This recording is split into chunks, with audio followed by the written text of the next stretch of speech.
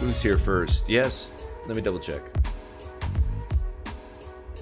Yes. Jerome Robinson. A Rome. 10,000 Pine Points. Guzman. You're Dutch, right? 5,000 Pine Points to you. Paul Richards. You're third. You get 1,000. And Chris Moore is the biggest loser on this Saturday, the 22nd day of January 2022. Don't you feel special, Chris Moore? Isn't your face red? So yesterday I was on a live stream with a whole bunch of people, and Camille, you guys remember Camille? He's a friend of mine from Eastern Europe in an undisclosed location in a bunker, left over from the Cold War.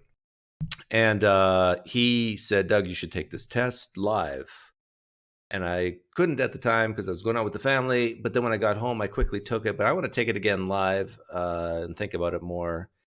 I'm not sure if I want to give my thoughts or not, because I don't want to like open my heart and soul out, so you guys know exactly what's going up in this brain of mine. But maybe I will, because you know what? Who cares, right? We're all gonna die someday.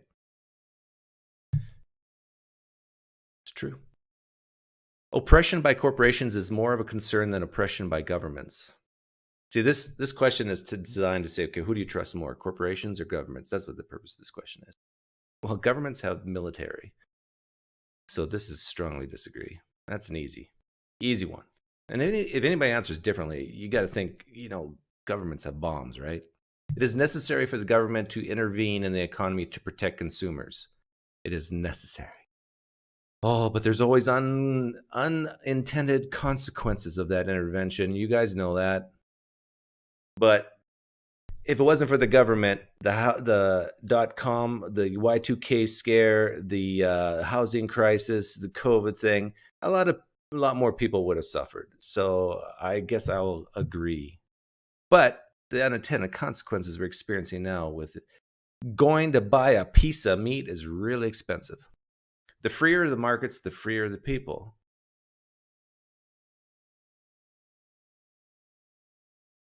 Of course, I'm trying to think of an example where that's not true.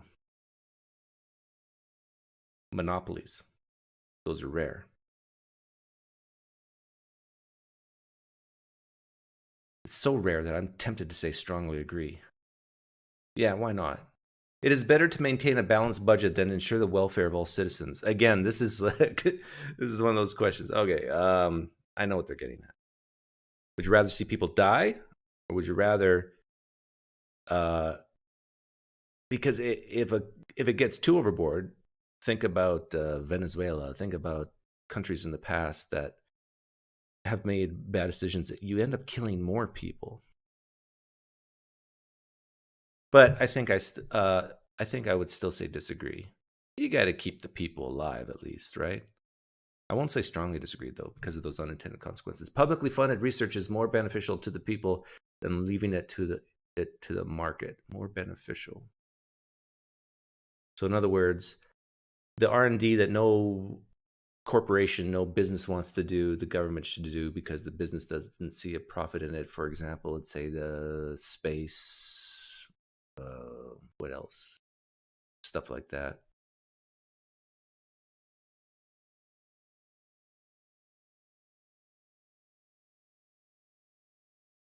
I'm going to say neutral. I could go either way with that one. Tariffs on international trade are important to encourage local production. I think that's a poorly worded question. If your goal is local production, then tariffs are great. But again, they have unintended consequences, like inflation, especially a country like the United States. Yeah, are we to assume that people are taking this test in the United States? Get ready to be canceled by your base? No, Joshua. I'm not cancelable.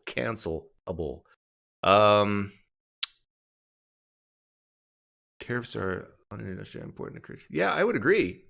But again, inflation. From each according to his ability, to each according to his needs. What does this exactly mean? From each according to his ability, to each according to his needs.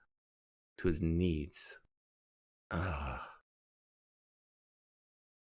If it means that if you're very, very talented, you'll get more money or more prestige or more power, yeah, that's pretty obvious, right?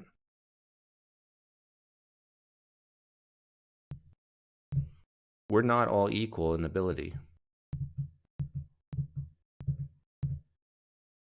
Agree. It would be best if social programs were abolished in favor of private charity. Okay, this is a tough one because part of me thinks that I pay more taxes than most of you flag waving phonies in the live stream chat. But so my taxes go to a lot of wasteful stuff, but also some good stuff, right? Food stamps and for people who actually really need it, other welfare programs. But I don't get to see the smile on their face when I give. Maybe charities don't either. But I think the private charity is more of a, you cut out the middleman, it's more direct. You can see them smile and actually see them say thank you. Can you imagine if people who are net takers in society actually have to write thank you notes to people who are net givers? Oh, see, this is the people who are left wingers. They are vomiting in their mouth. How dare you require people to actually thank people for helping them? Well, it's the 1% that pays most of the taxes in the country. Thank you notes to the top 1% from the people in the bottom 10%. How's that? Dear Mr. Gates. Oh, no, he doesn't pay taxes. Dear Mr. Small Business Owner who pays a lot of tax, thank you for the food stamps. The mac and cheese was good. But the thing is, a lot of people don't give. So you need this safety net. Neutral. Taxes should be increased on the rich to provide for the poor. This is a horrible question. It depends on where you're at. What if taxes are 99%? And they're still poor, right? I mean, there's still poor people. Do you increase it to 100%? No. So how do you answer a question like this? I think I got to be charitable in general. Definitely not fair. Fairness would be everybody, you take the budget and you divide it by number of citizens and then each person pays that. See, that's fair. But nobody wants fair. Also, fair is a consumption tax, but that would destroy the economy. So, given the case now, yeah, it all depends where you're at. Because if you increase the taxes to provide for the poor, then the rich people will leave, and then you get even more poor people.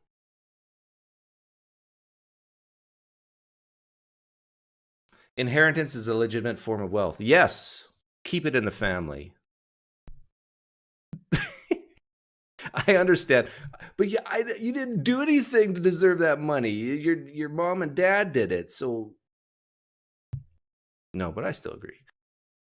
Basic utilities like roads and electricity should be publicly owned. Yeah, I agree for practical reasons. I'm going to strongly agree with that one. Government intervention is a threat to the economy. Yeah, I strongly agree with that one. Those with a greater ability to pay should receive better health care. Should? See, this is another poorly worded question. What is a should thing? Now, if it said those with a greater ability to pay can receive better health care, I'd strongly agree. Like, what is wrong? Okay, for all you flag waving, phony left wingers, sandal wearing, granola crunching, tree hugging people. If I make more money than my neighbor, is it wrong of me to go to a better restaurant than my neighbor on a Friday night? Is it wrong for me to eat at the Keg instead of the Village Inn? People from Tucson know what I'm talking about. Right, Doug Dean?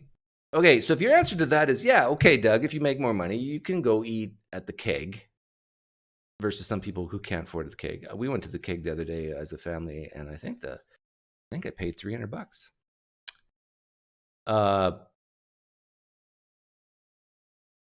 So if you say, yeah, that's okay, then it's okay. If someone wants to get in faster, get the better surgeon, and they have the money to pay for it. What's wrong with that? If it's okay with the food, why is it not okay with? Well, but medical's more serious, Doug, because it's life and death. Yeah. I'm going to say agree, just to peeve people off, I think. Quality education is a right of all people. No. No. It's a privilege. You don't have the right for quality education. Other than your parents. Your parents, but again, that's a responsibility.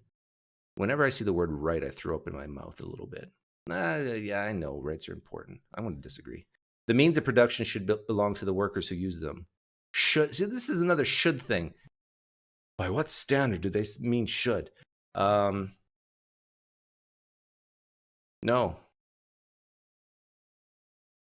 The United Nations should be abolished.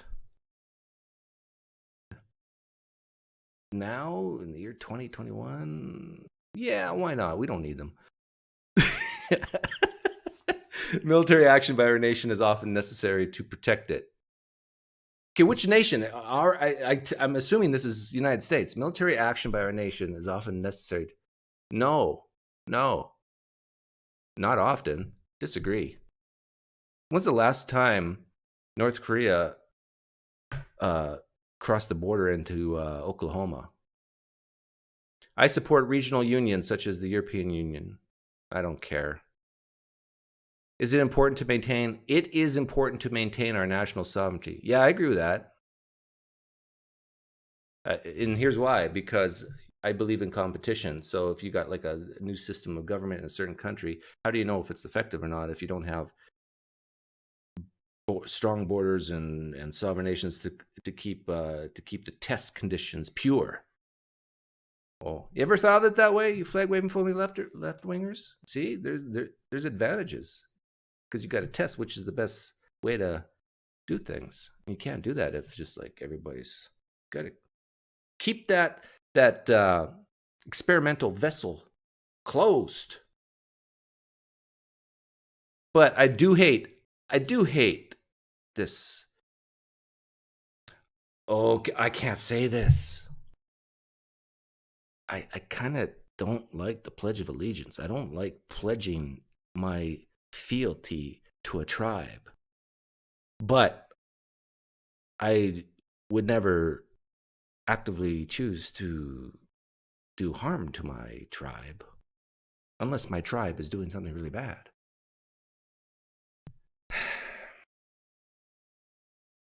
A united world government would be beneficial to mankind. No, because of the reason I gave earlier. You can't test things then. It is more important to retain peaceful relations than to further our strength. Yeah, I agree. Peace. Wars do not need to be justified to other countries. Ooh, that's an interesting question. So you got a country, it's fighting another country, and an independent third country says, why are you doing this? Do you have to say why? Or you can just say, shut up, none of your business. Leave me alone.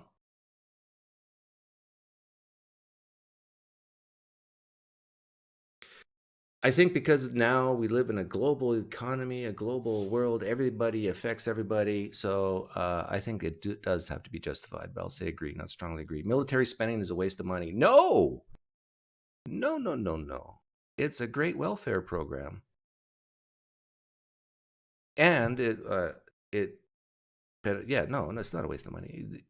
Even if there's absolutely zero wars, it aids in technology development, provides jobs, and it makes for great openings of NFL games when those fighter jets fly over. But has it been a waste of money? Yes. Can it be a waste of money? Oh, for sure. But is it all a waste of money? No. See, this is poorly worded again. So I'm going to lean neutral to disagree. Disagree. International aid is a waste of money. No. My nation is great. Strongly agree. Well, my nation meaning, I would say both Canada and the United States are great. Research should be conducted on an international scale. I hate this word.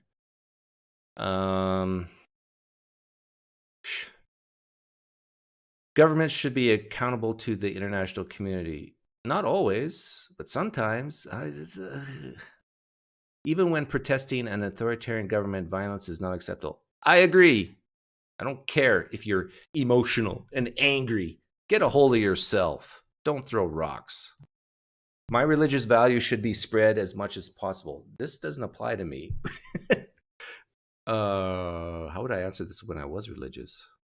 I still wouldn't say, oh, no, I probably would have said agree, but this doesn't apply to me. Our nation's values should be spread as much as possible. Actually, I do like our nation's values.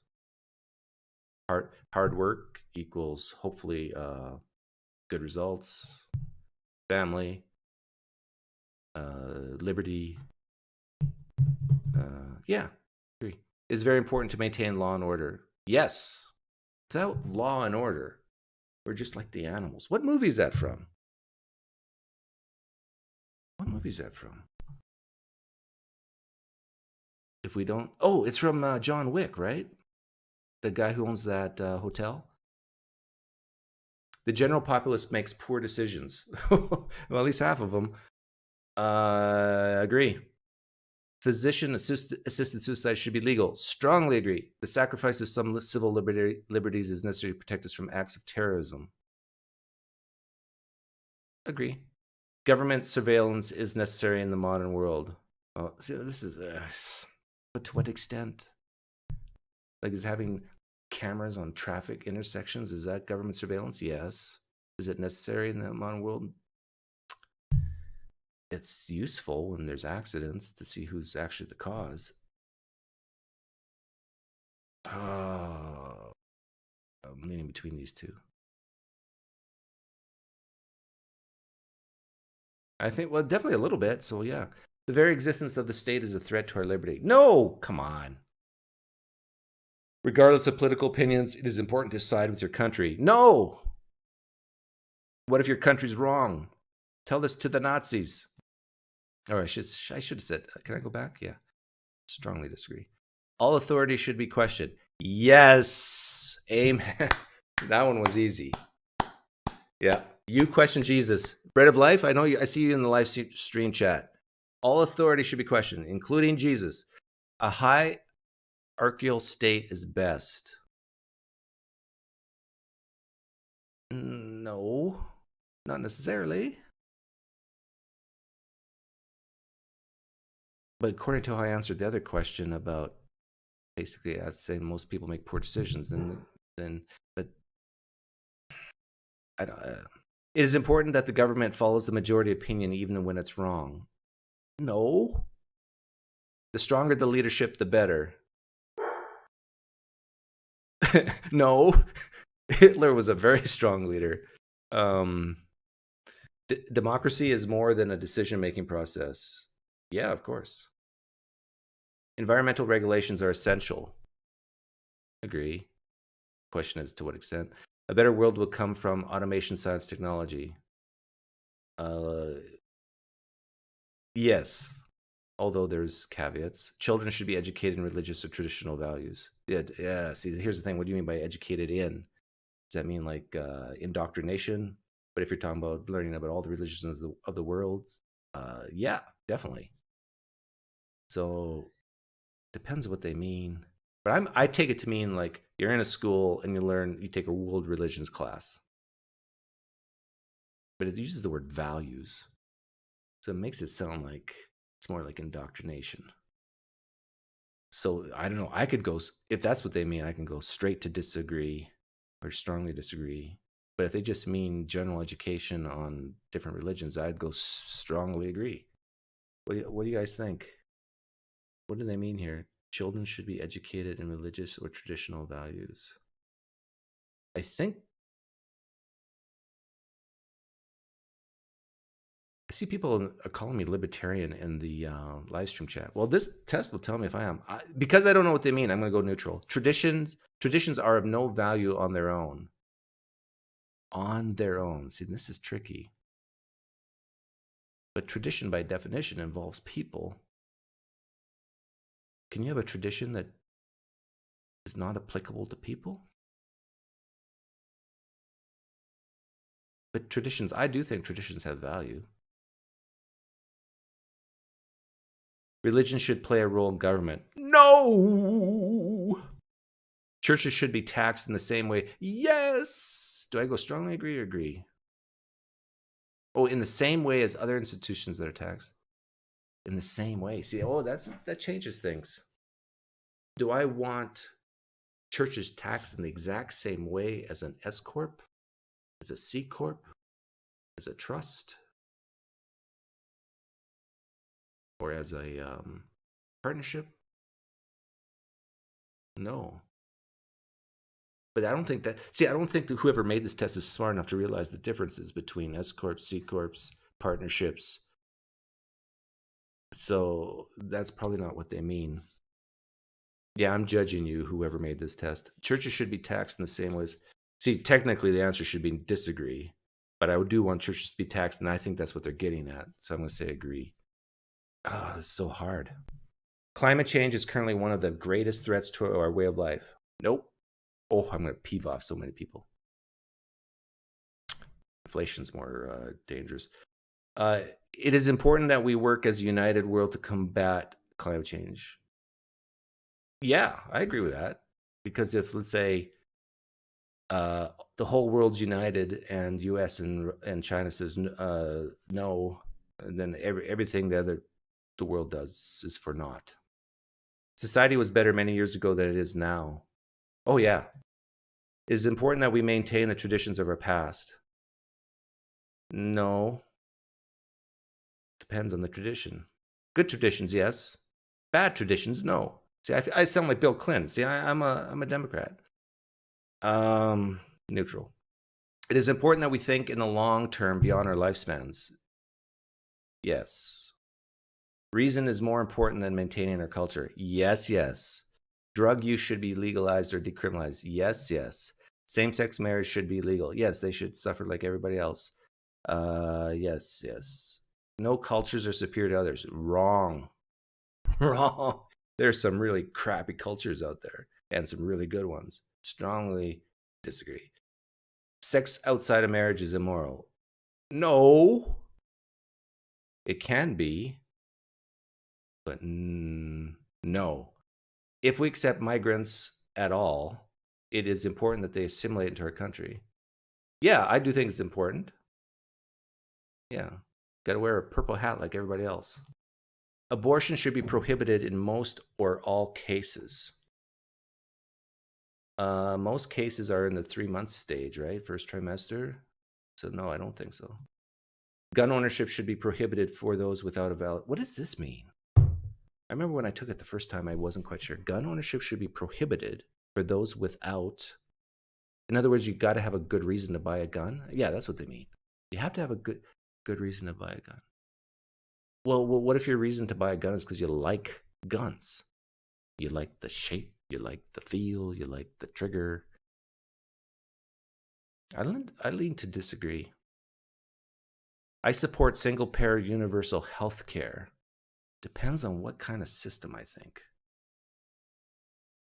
Like, the Canadian system has some severe disadvantages. I think the UK system's slightly different. If they mean like a Medicare, what we have in the US now, applied to everyone, that's not too bad. I will agree. Prostitution should be illegal. No. Person's got to work. It should be taxed. Maintaining family values is essential. I strongly agree. See, I just...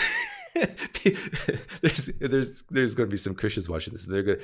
I'm breaking their brain right now because I just said prostitution should be legal, and then this next question I just said family values should be great. I mean, they don't know what to think of me. To chase progress at all costs is dangerous. Yeah, of course. Genetic modification is a force for good, even on humans.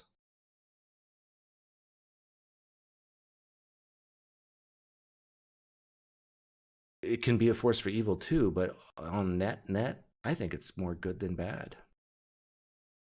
But this is the domain of God, Doug. You know, you don't tinker with the DNA. That's God's domain.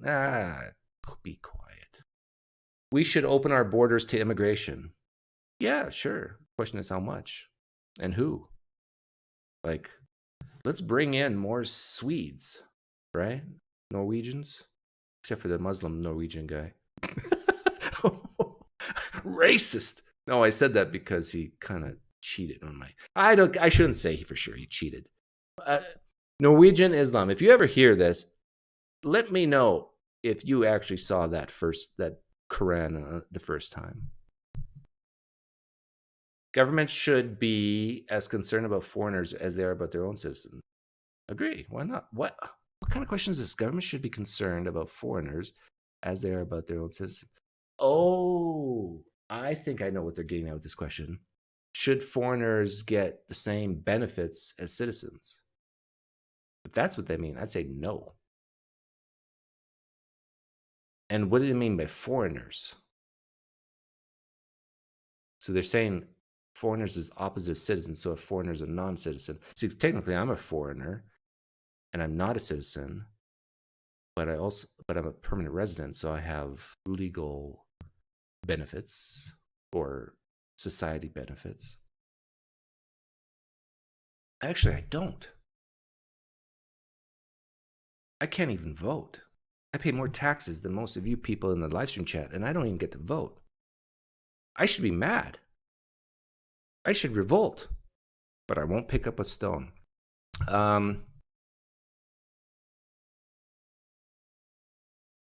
See, I'm not sure what they're getting at. Concerned about, like, I don't know. All people, regardless of factors like culture or sexuality, should be treated equally. No. All people should not be treated equally. Okay, hang on. Depends what they mean. See, if by treating equally they mean that you got 5 people running a race, do they all get a ribbon? If that's what they mean, I say no. I want a winner and I want a loser. I like Vegas. I like winners and losers. I like the Olympics. I like gold, silver, and bronze, and I like people going home and crying in the room. But they're saying culture and sexuality. They're not talking about how fast you are, how smart you are. But they say all people, regardless of factors like culture and sexuality. This is like a racist type question, right? See how racist you are? We're all racist. The question is how much, right? And if they just mean you be kind to people no matter what skin color they are, of course that's true. I mean, yeah. For me, I'd say yeah. But if they mean that just because you're gay, you should... No, I think they mean what I think they mean. So strongly agree. It's important that we further my group's goals above all others. Oh, the in-group thing. No. What if your group is terrible? Strongly disagree. Okay, you flag-waving phonies. Let's see how I did. I'm a centrist. I'm balanced. I'm moderate. I'm progressive? No! No! No!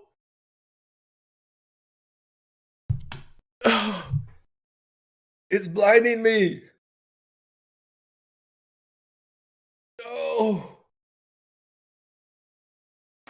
Why? It's wrong. This is bad. Good. No.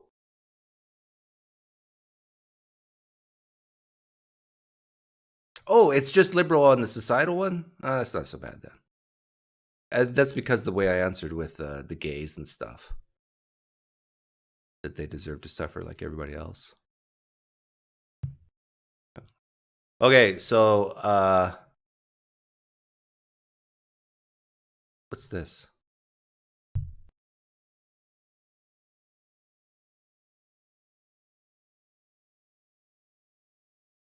Send us any comments, questions, or criticism. I should send this video.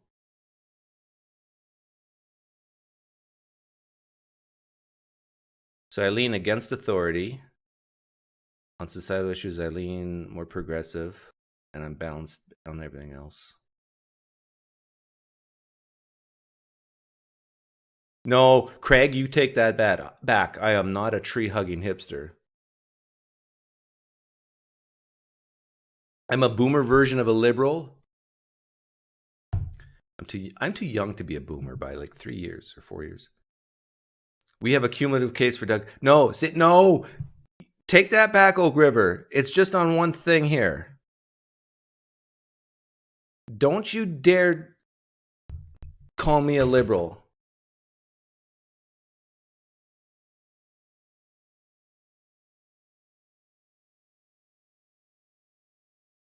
Many of the ones you called poorly worded are just worded in such a way that you're neutral. Yeah, I agree, Vesna Vic.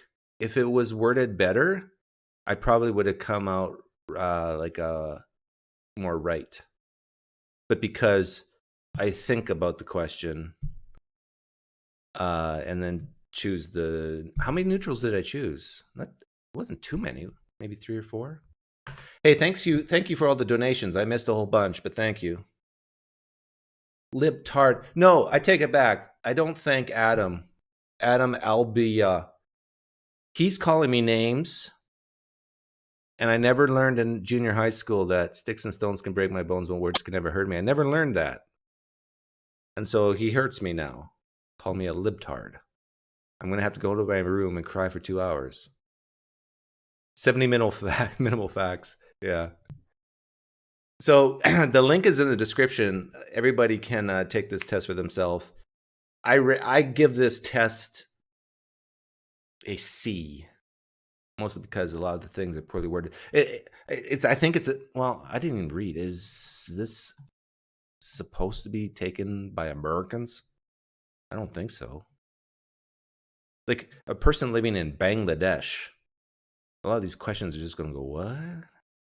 Military? What? I don't know. Our country doesn't have a military. Actually, only Russia and the US have military. And there's Israelis. They got a good Air Force. Hey, Jamie. Jamie, why don't you come to poker anymore? I've been crying all the time. Classical liberal. That's better than liberal. Yes, I agree. Anything you put the word classical in front, it makes it better. Classical PineCreek, right? Classical poop. It makes poop better. Classical poop. I don't think you chose. No, I definitely chose at least 1 or 2 neutrals. But I think it was closer to 3 or 4. But we can play back the tape and find out. YouTube algorithm is going to start flashing Prius ads for Doug. No, oh my goodness. Not Prius. Oh. I'm going to have to buy like these ugly sweaters. I got to start walking around with clothes that make me look poor even though I have money because I'm a guilty liberal now. I'm going to have to feel sorry for people because it makes me feel good now.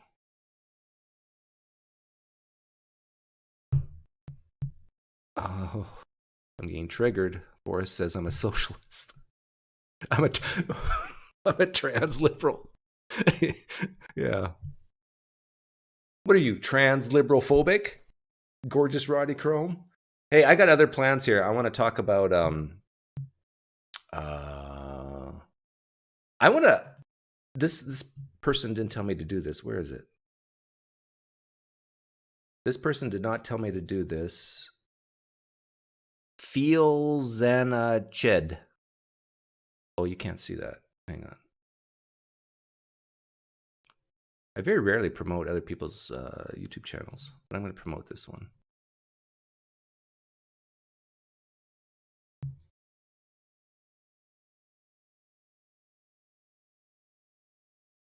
Yeah.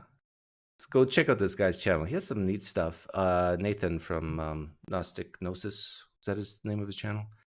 Thanks for the donation, Jorge Bernal. Liberalism is centrism, not left wing. Yeah, but it still makes me throw up in my mouth, the word. JP Moreland, ladies and gentlemen. You a question that ordinarily I wouldn't do in polite intellectual circles. And that is, do you believe that angels, demons exist? I don't believe they exist. I know they exist. I myself had an encounter with 3 angels. I went to a church 2 years ago to speak, and a woman came up to me afterwards and said, Dr. Moreland, you're going to think I'm crazy. But I'm telling you, while you were speaking, there were 3 angels. 2 were standing on either side. There was a third one, taller than you, standing over your head, and they had white robes, but I couldn't see faces in them. And I thought, thank you very much, ma'am. You're a very dear person. Let me get out of here. 8 to 10 months later, I was going through a very difficult emotional time, and I was laying in bed one night, and I said, Lord Jesus, I don't know if those angels were real or not, but if they were real, would you send them back to me, and would you let me know they're here to comfort me? Robert, less than a week later, I get an email from one of my graduate students. He sends me an email and says, Dr. Moreland, 3 days ago in class, for 10 to 15 minutes, I saw 3 angels standing around you. There was one on either side of you. There was one standing behind you that was looking over your head and taller than you are. And I know for sure I saw them. Well, I mean, I was blown away. I never told anybody about this prayer request. Don't these angels ever want to have different positions? They're required to be in the same place. Well, actually, what was interesting was that if he were simply making this up, number one, I don't know how you explain the coincidence with the fact I just asked God. If this really occurred, and I'm not disputing a first-person account of anything, I certainly believe that you believe it. But I have to tell you, honestly, that this does not move me one nanometer in terms of my belief or non-belief in this. If this is real, if this is something that God does, why isn't it done more often? It is. You can't deal with one anecdote because statistically there's so many different possibilities of things happening. Robert, if you go that route, you'll never be able to conclude that a person is intelligent or communicating with you. Look, this is a all right, big argument. We'll let it go. Let's go on and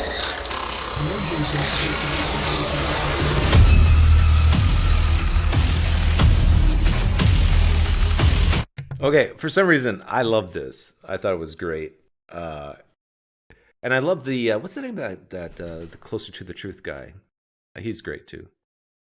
But I found the real JP Moreland thing on Demons without all that music in the background. And it just, like, you got to keep in mind in Protestant evangelical circles, a lot of Christians hold this guy up as like one of the best apologists, one of the best thinkers and philosophers. He was, according to, who told me this? Was it Sean McDowell? He's in the top 20 philosophers or something like that. I'm like, and if you're a Christian and you hear claims made by apologists, like that one of his students saw 3 angels behind him, this is what I recommend you do. You raise your hand and say, Mr. Moreland, what's the name of this person? Mr. Moreland, he mentions that he got an email from a lady or from this person. Can I see the email? Start asking for actual evidence for these of the claim itself. Because I doubt even the claim. Not the claim, of course, doesn't mean it's true, but I'm even doubting that someone even uttered these words the way he portrays it. Am I calling him a liar? No, I'm calling him a misrememberer for propagandish reasons. He's very desirous for this to be true. JP, I'm going to ask you a question that ordinarily I wouldn't do in polite intellectual circles. Let's have it. And that is, do you believe that angels, demons exist? I don't believe they exist. I know they exist. And there are 2 reasons. So the first one is that I'm convinced Christianity is true. So this is a system-dependent belief. Mm-hmm. If Christianity is true and Jesus rose from the dead, then angels are real. Okay, you notice this? Okay, he's supposed to be one of these great thinkers. I know angels exist because if Christianity is true, then angels exist. You see the problem there? I know there's alien life that's visited the planet because if it's true that my farming neighbor John saw an alien, then there's aliens from other planets visiting us.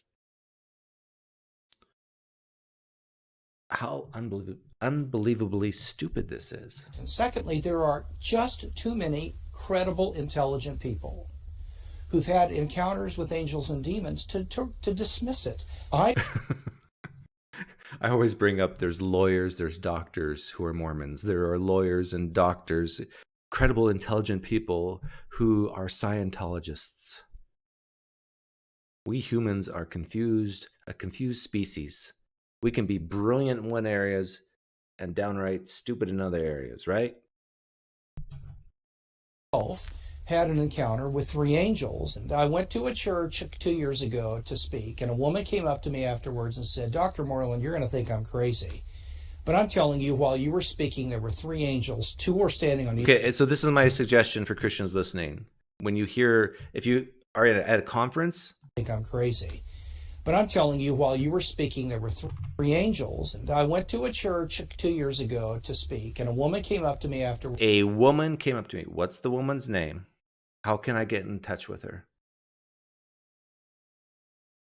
And said, Dr. Moreland, you're going to think I'm crazy.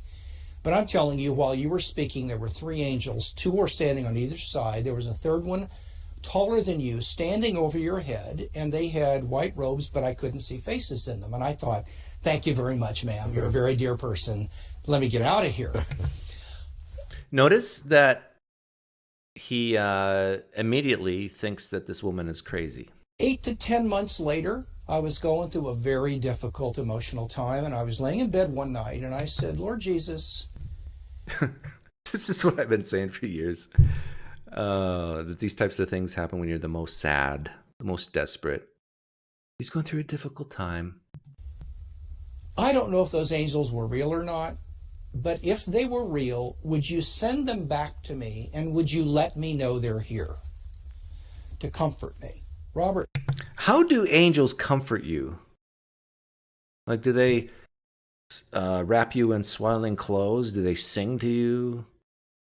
How does the presence of angels comfort you? Let me answer that question for you, Christians. I think they comfort you because in your brain you think that what you believe about Christianity and everything must be true then. But you don't actually hear them, see them, feel them, touch them. It helps your brain tell you, your consciousness, that everything's going to be okay. It's like a placebo, right?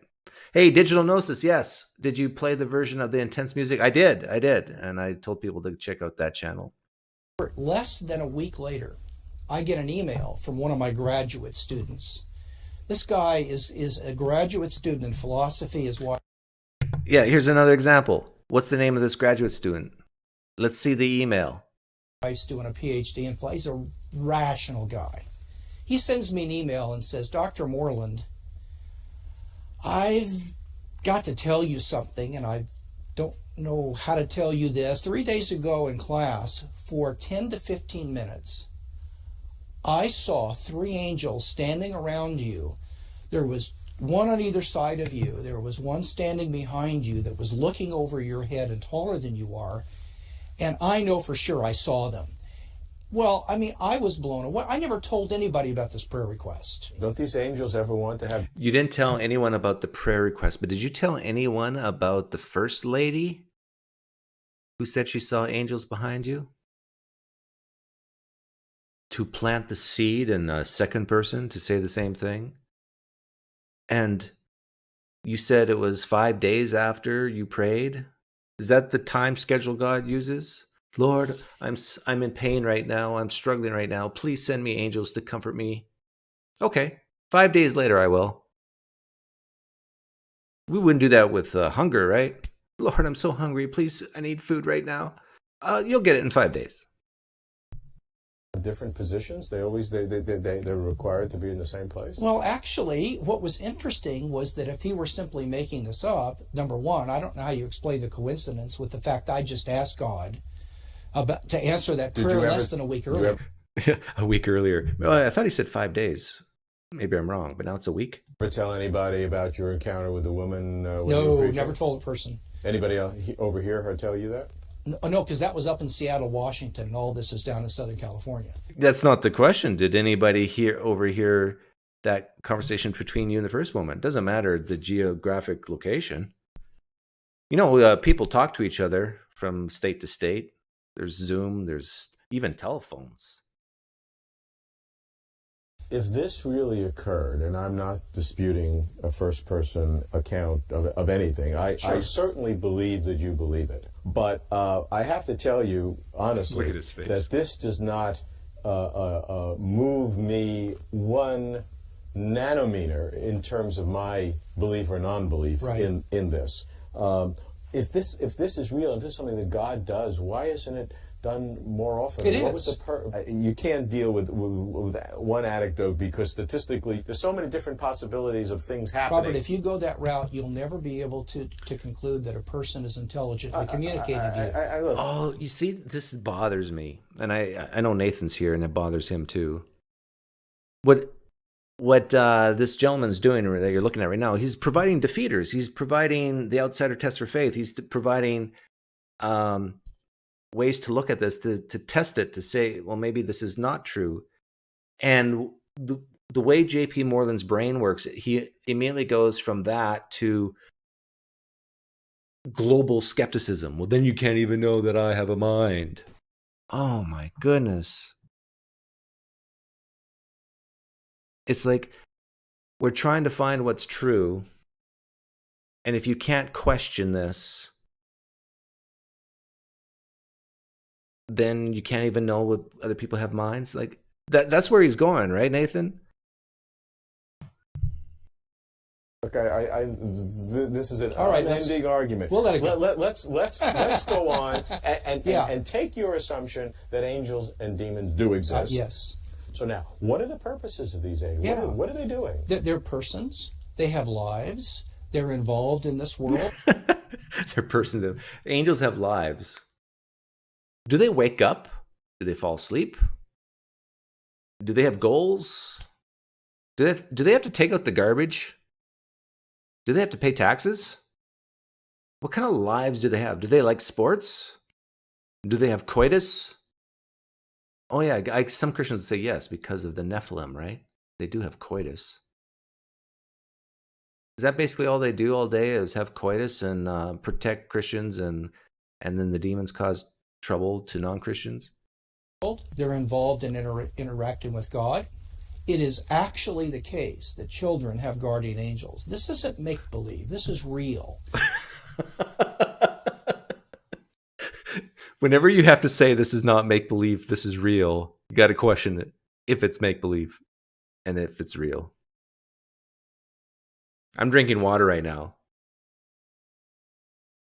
Trust me, it's not make-believe. This is real. I'm drinking water.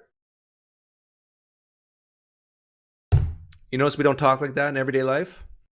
But with angels and demons, we do. I'm not crazy, honest. He was a very intelligent graduate student, and he emailed me, and he said there was like 3 angels behind me, and one was really tall. Honest, he's intelligent. He's not crazy. I'm not crazy. Why are you always saying I'm the crazy one? Why are these bright lights on me? No, I don't need this white jacket with the arms crossed. I don't. And angels do protect children. Now, there is evil in this world, and so it's not 100%. Well, it seems like they're doing an awful job. But that's based on your assumption of what it would be like if they were. Oh, yeah, here we're... So J.P. Moreland saying, well, one of the reasons kids have guardian angels is to protect them. What about all the kids dying in Africa from malnutrition and disease and war? It doesn't seem like they're protecting them. If every kid has a guardian angel, these guardian angels are very bad at their job. And the argument is, but it would be much worse if they weren't there. on the job. You don't know that. Well, look at the continent of Africa. Well, what are those angels doing? What would it be like Why if do they weren't feed these involved? people instead of just watching them? You are making an assumption based upon comparison with what the world would be like if they weren't involved. I can't imagine it worse in some of those places. Well, then you need to go over in Africa and talk to Africans, because they will tell you that they have seen angels and that they have helped them if they had more food, they wouldn't see so many angels.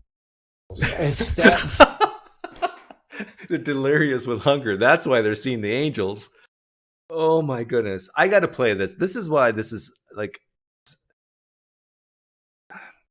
evangelical Protestants. You need to be embarrassed here. Please, accept it. You need to be embarrassed here.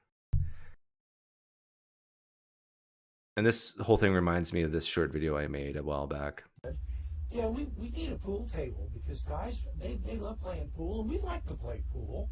And I said, you know what? I can't afford a pool table.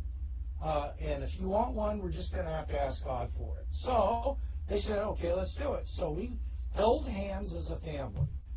And we asked God to give us a really good pool table, just like the kind that you find in a pool hall. That isn't a cheap one that if you hit it, it shakes. And then I said, in Jesus' name, amen. And so we moved on. About a week and a half later, we're at my daughter Allison's soccer game, and there were like 20 families. One of the fathers that I had said hi to, but I didn't know him, Sean, he walks up to me, and he says, hi, I'm so-and-so. And I said, I'm JP. And he said, how you doing? I said, no. And he said, well, listen, I see this on the audio. Could you use a pool table? No. So we held hands as a family. My wife and both my Yeah, and then I give my comments. But yeah, isn't this ridiculous? And the thing is, what's the current stats? What percentage of the United States believe in demons and angels? What percentage of Americans, not that are vaccinated, but believe in angels? What's your guess? Put your guess in the live stream chat.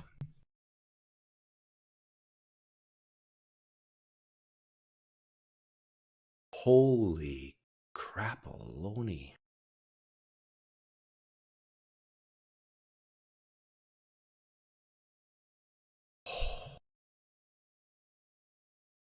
I would never have guessed that high.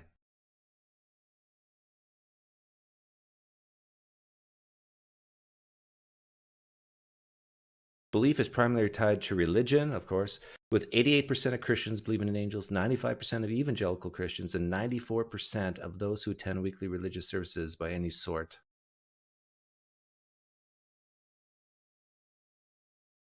Nearly 8 in 10 Americans believe in angels.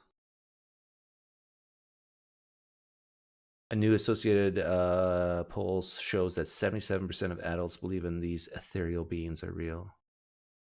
This is December 23rd, 2011. Oh, this is 10 years ago. Oh, I want more update. Let's see if it's dropped. Okay, so 77% of all adults and like 80, 90, 95%. Let's see something more current. Here's 2016. It dropped from 77% to... It went up? 89? It's a different...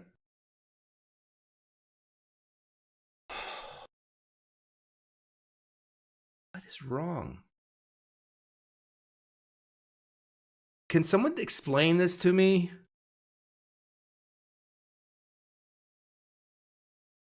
Can someone who actually thinks they've seen an angel come on and explain this to me? What exactly you saw? Please. Now, don't get me wrong. I want to see an angel. I really do. But I have never, even when I was a Christian, I've never seen an angel.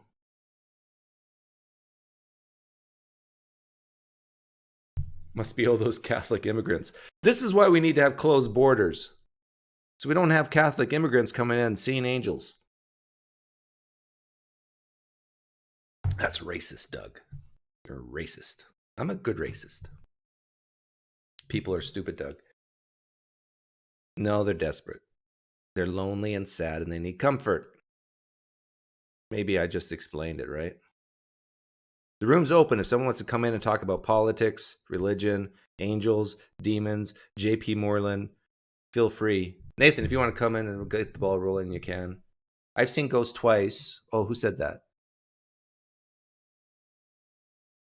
Doug Dean. I've seen ghosts twice. I've had brain farts. Oh. No, I want a real angel watcher. Not a fake one like you. Did the results... Oh, do you want to see the results, Nathan? I know you came late. Where did I put them? Here they are. You'll never guess.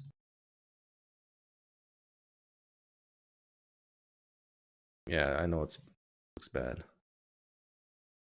I'm 53.2% on economic stuff, which is basically centrist. I'm 48.3% on diplomatic stuff. I'm balanced. Civil stuff, I'm moderate, but I lean towards liberty over authority. Yeah, that's no surprise. And I'm 62% progressive on societal stuff, like killing babies and allowing gays to suffer in marriage. Did this surprise you, Nathan? That I'm so well-rounded. I mean, well, when I say well-rounded, I mean down the middle. Here I thought I was just a cold-hearted bastard, but I'm actually nice.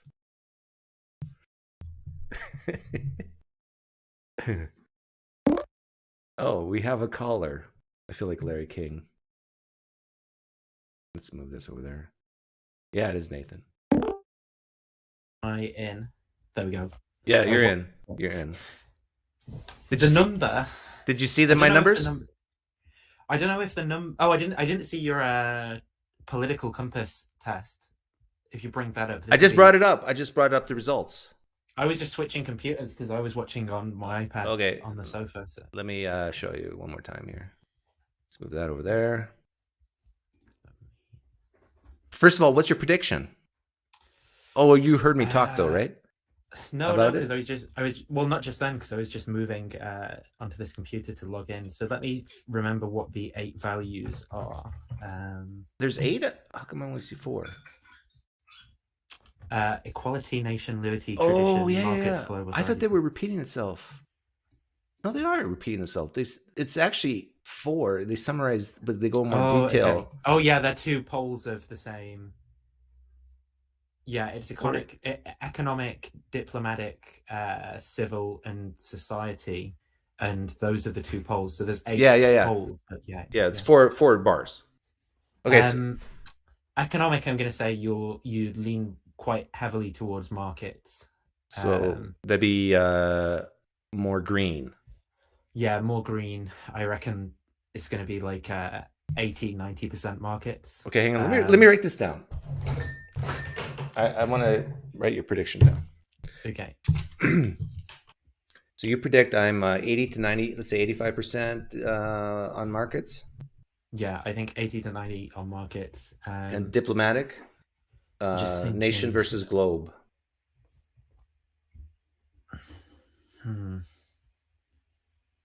I reckon probably 60% globe. I bet I'm really wrong about some of these, actually, but yeah, I'm going to go 60 globe. Okay. And the civil axis, liberty versus authority. Yeah, I think it's going to be like 70 or 80 liberty. Okay, we'll say 75%. I wouldn't even be surprised if it was like a lot higher, but yeah, let's go with that. Okay, and societal tradition versus progress. Maybe 60 tradition. 60% tradition. Okay. Now here's what my results showed. And I did this in front of everybody and I talked as I did it so they could see my reasoning process.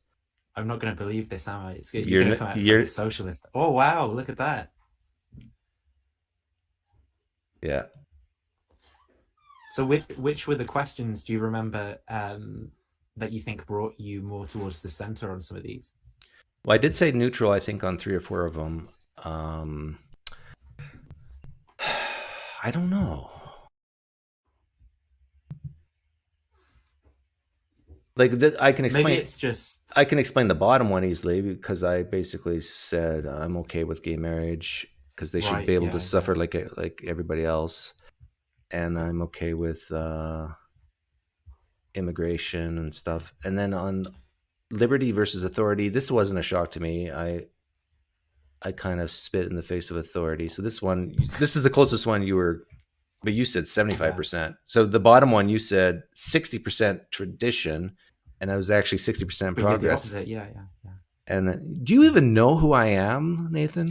I don't know who you are. I should be shut out in the After Darkness. And then on the diplomatic nation versus globe, I said 51% globe. So I'm basically right down the middle. And then same with equality and markets.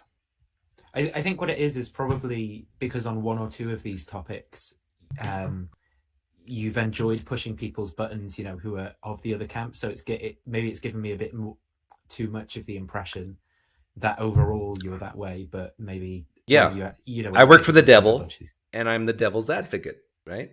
Right. So I will say things to shock people on purpose, and I will say things that, like I will, like yesterday on your channel, where I'll say maybe climate change, global warming's good. Yeah. And it gets people thinking, like, well, maybe Doug's right. Like maybe it will be a net benefit. But then for some people, they will emotionally push back on that because no, we're going to die, and it's like it prevents them from actually thinking about it.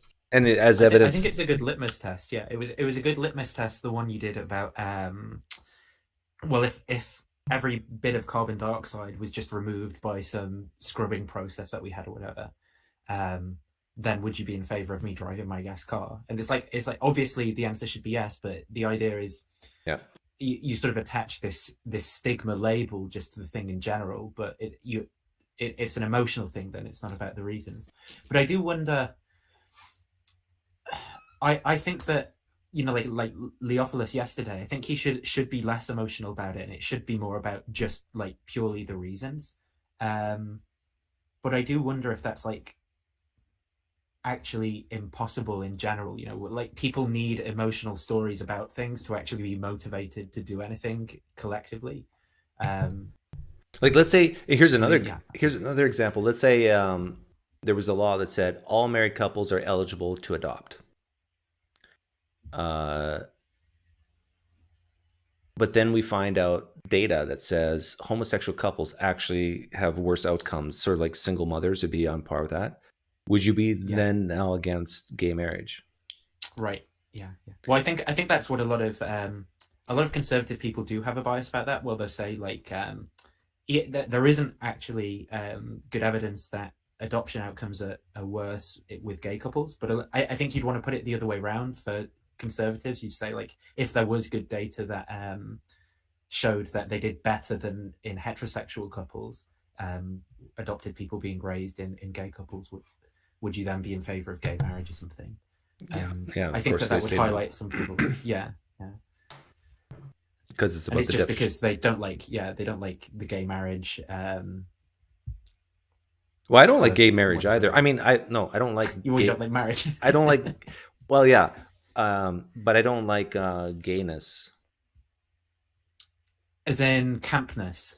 I don't actually people being attracted. If there was a guy in your room right now and you kissed him on the lips, it'd make you feel icky. I would feel icky. That's fair enough. Yeah, that's what I mean. I mean, I don't think people should be able to enforce you having to feel okay with that. Yeah. Like, what they're gonna do? Make you sit down in some room and watch like gay porn with your eyes open until you're desensitized to something. That's how I know. I'll be like JP Moreland. This is how I know that people are born this way, because it's like asking me to drink sour milk. I can't do it.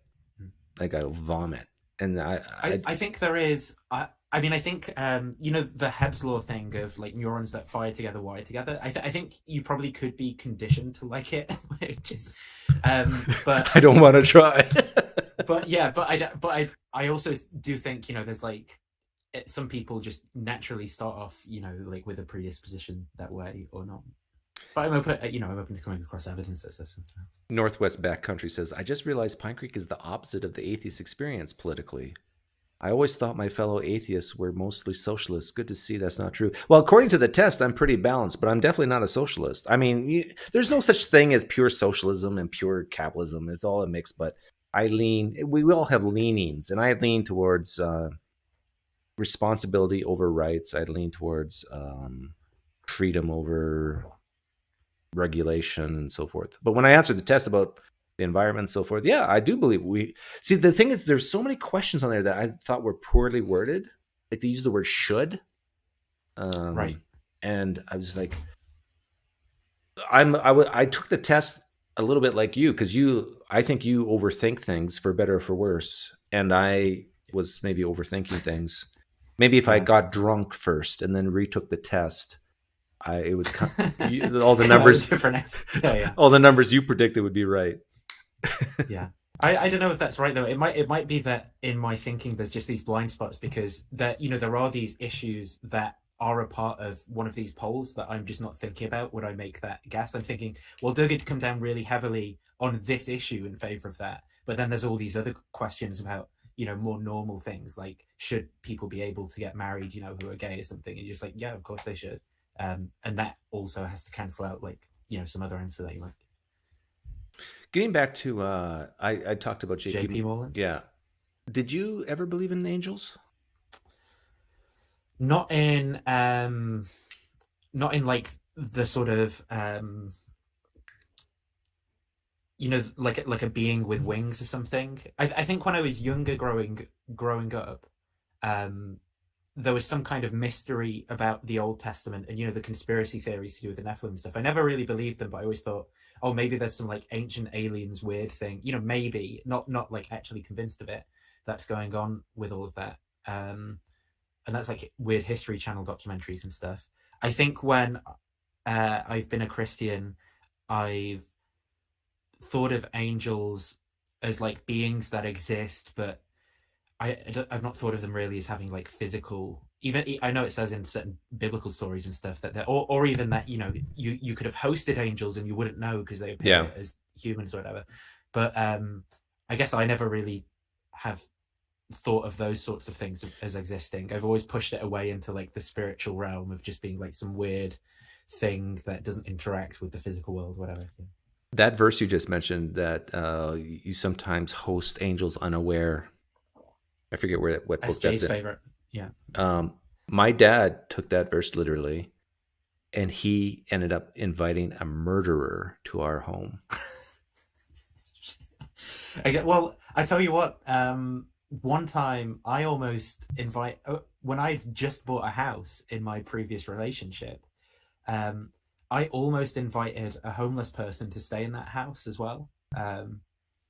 And when I look back on myself now, I think it was so messed up because there were so many red flags. The guy was like drinking from a bottle and stuff like that.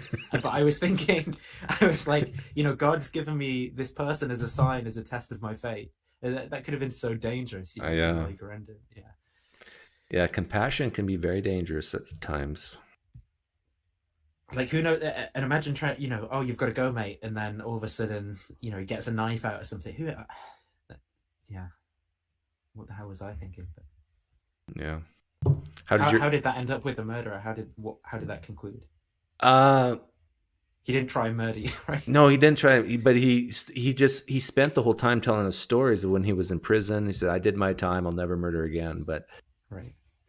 It's like I was, I don't know, 10 years old, and I'm freaking out. Like, and part of a dad's job is to make his family feel safe physically. And I did not feel safe. I was like, looking back on that. And it's all in the name of Christianity. You're going to love your neighbors. So, let the murderers in. Would you let David Wood into your flat? I don't think I would let David Wood in. I'm even there are certain people, even my sort of dislike of Canadian Catholic, I do worry about doing stuff about that too much, because I think he's the type of guy that would genuinely turn up with a knife outside your door or something. Just do something weird on him. He's here, I think, listening. Genuinely, I worry about I worry about how other people have told me he's got involved in their personal lives, and I think that that's a bit weird. Like he's got his mum to call people and stuff like that, and that's not quite killing someone, but it's still pretty weird. And Yeah. I've personally never really had problems with I don't know, maybe just because I'm old, but I don't view him as a threat or anything. I just view him as a bit of a nuisance. But I realize maybe that's right. there was a whole Discord thing I'm not really aware of. But Yeah. are you still on Discord, or are you to Clubhouse now? No, I don't use. I think the Clubhouse thing, I think, was popular about a year ago. People like Sean Carroll and Joe Rogan or whoever else, Jordan Peterson, were doing these Clubhouse hangouts, and people were getting into them. But I think it sort of died out a little bit now. I think there are problems with, they've changed the way that the website works or something, and it's not as good as it used to be, and people don't like it as much. But I don't really go on Discord that much, because most of the Discord servers that do religion debates and things are just absolute dumpster fires. It's just horrible to go in, and it's just people shouting over each other, and there's no progress to be made. I don't enjoy that. They're not moderated at all? If they are moderated, it's usually by a Darth Dawkins type guy, who's in it for an agenda and wants to wield that power to like do weird stuff. Yeah. I tried. What do you think of? Oh, sorry. I used to be on Discord, but then I forgot my password. I got a new computer, and Discord will not send me really a email to get reinstated. Mm. I don't know why. Yeah, I checked my spam folder and everything. Nothing. I guess you could email support or something and ask them, and if you wanted to. But I could just make the same name. Password. Yeah, you could make a different account. 1Password is V's favorite company. She wanted to go and work for them, actually, because they'll do like an account and automatically sign you in across all your devices and stuff. And you just have the 1Password for your 1Password account. But maybe you want to talk about JP Moreland and his amazing philosophy and reasoning skills for believing in angels. Like, don't Christians see through this, or just see how bad these reasons are? How can they not see this? Yeah. It's when, but I don't think they do see it, because that move, and that's the annoying move, because it's so common in these sorts of conversations when it's like, well, I don't believe that, you saw Mary, the mother of God, appear before you or something, right?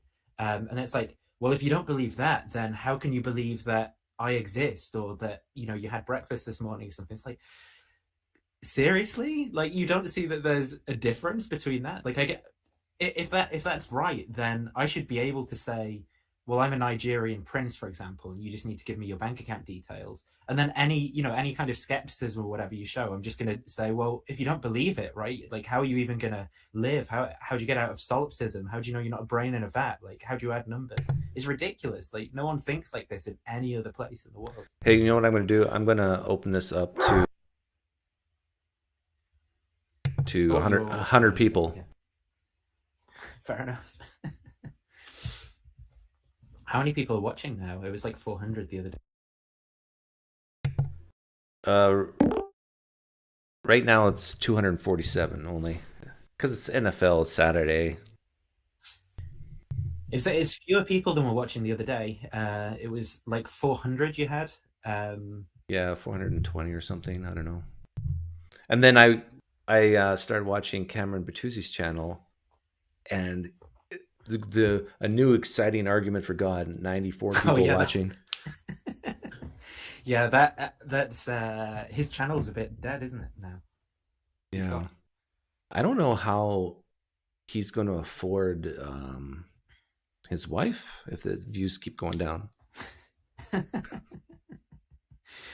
Yeah, I mean, I think he does have quite a nice house and stuff, and so there's room to downsize if he ever got in that situation, in my opinion. But I think he'd probably be okay.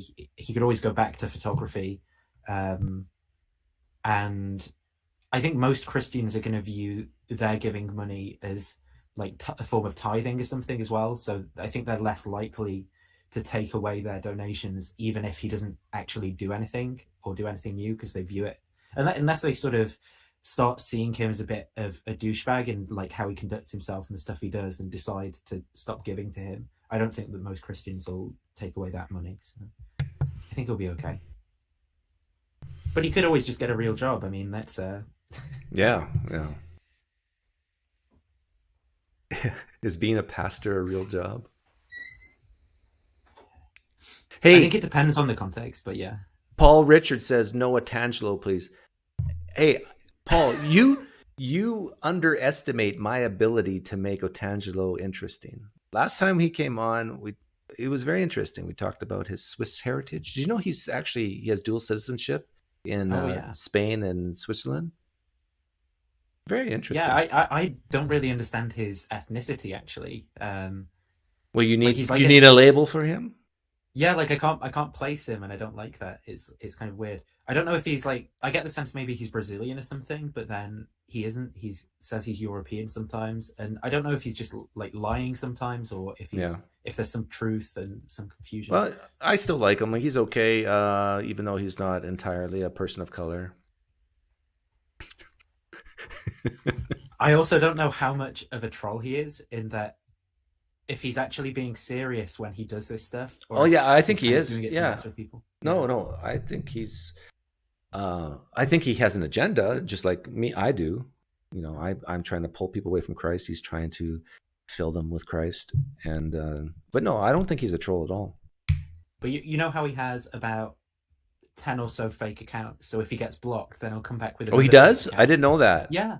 Oh, yeah, maybe. He just keeps saying Shroud of Turin and stuff like that. And it's like, I can't even envision a crazy person thinking this would be effective to bring someone to Christ. You know, just constantly going on about the Shroud of Turin. Like, it's so. Yeah. And then once you've been blocked, coming back with a fake account and doing it just seems crazy to me. But and for all you people who have blocked me, you know who you are. Cameron Bertuzzi's blocked me. Captain Christianity. Mike Winger's blocked me. I think David Wood has Trinity Radio has blocked me, but it's all the same people. But I only have 2 YouTube accounts. One's a personal, and one's the PineCreek, and I haven't made any others. Haven't tried to go in with any others. So there, I'm not like Otangelo.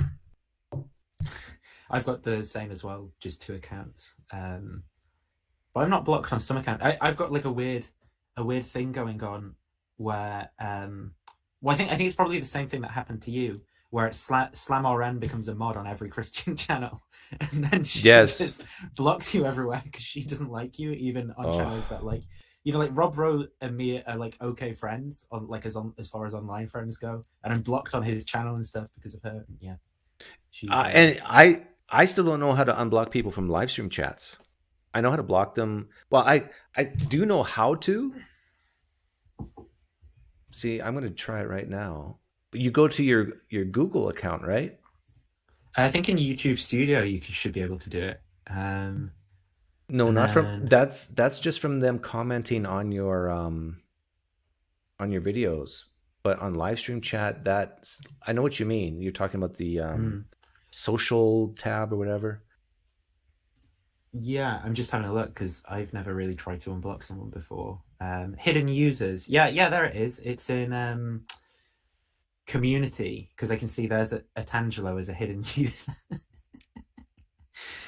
And Elias, the angry Russian Muslim guy. There's actually 2 blocked Tangelos on mine. Yeah, so if you go in YouTube Studio and then the settings cog, and then community, then there's a hidden users thing, and I think you can remove people or add and remove people. Wait, why is John Stein got? Oh no, that he's a moderator. That's. Oh well, I have more moderators than I thought. I have Danny. Danny's a moderator. Yeah. Oh yeah, because I decided to like him. Hidden. Yeah, see, I've done this before, and people still complain that they can't do the live stream chat. Like if you. Oh really? It doesn't undo it. Oh yeah, I have about 500 people blocked. I've started having less tolerance for it. In the past, I've thought, like I want to let people say what they want to say, but now there's some stuff that's just distracting and pointless, and it's always repeat offenders. So I think I'm just going to block them. I can't be bothered. Yeah, let's take a look of who I blocked here. Joshua Phillip, you know him, right? Yeah, I do know him. Should I unblock him? I think he might be a moditor, or Joshua Phillip is a mod on my channel. Okay, I'll unblock him. I blocked a woman? Though, that's illegal in this country to block a woman. What am I doing? Oh yeah, Jamie Russell deserves it. Yeah, I agree. Dean Meadows, you remember him? Oh, I can see on your screen. Yeah, I wasn't looking at your screen. Oh, SJ, sorry, I'll take you off. Yeah, I blocked him because he kept hounding me about that miracle of the woman with MS from like 1975 or whatever. Oh yeah. Because my sister had MS. Yeah. Oh no, that's not SJ Thompson though, is it? That SJ. Oh, you're right. That was a picture of Mecca. Oh yeah, Stephen Hoyt. Remember him? Maybe you don't know him. He's a philosopher type. Oh yeah, I remember him. The problem is on the whereby screen capture, the resolution's really low, so I can't see anything. So I'm watching on the YouTube channel, and it's 5 seconds behind. Oh, here he is. Yeah, it's Angelo. Alan Aldridge. He's a bit of a crazy guy. He goes on about like quantum nonsense. If anybody who's blocked is here and wish to ask for forgiveness, I'll unblock you. Christina Julissa. That looks like See, a lot of these are yeah, see, like this one, this is like a porn account. Yeah. Food for the soul in all caps. It's like funny how loads of these blocked accounts are just like when it's like God's warrior in all caps and stuff like that. It's just... Yeah.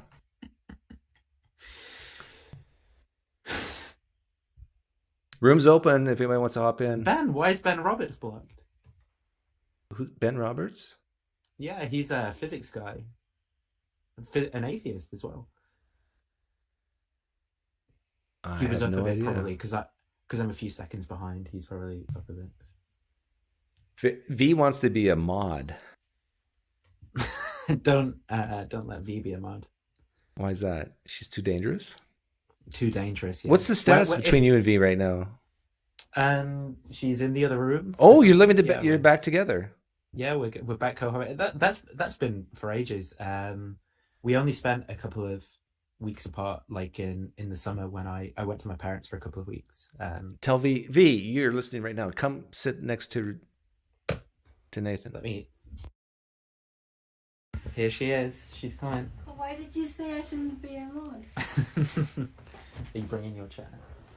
I can't hear anything. Yeah, no, I'll turn the sound. You can hear me now? 1 second. Okay. Let me just put it through the speakers. Let me know if you get any feedback or anything through the mic, and I'll just... Steve Hayes is dead? Oh, yeah, you're right. He is dead. Oh, really? Yeah, wow. He died. That guy was something else. Yeah, he was always sending me emails about apostasy and stuff, and he did his master's on it. Right. I got his master's paper on one of my hard drives. So V, give me Won't you make me a mod, PineCreek? Well, I need to know. I need a reason to make you a mod. Give me your sales pitch. Pretend this is a job interview. Why should I make you my mod? I'm a great mod. I just the best mod. I'm the best. Trump. It's like a Trump speech. Tell me about a time where you performed great as a mod. I block lots of people on Nathan's channel. Very helpful.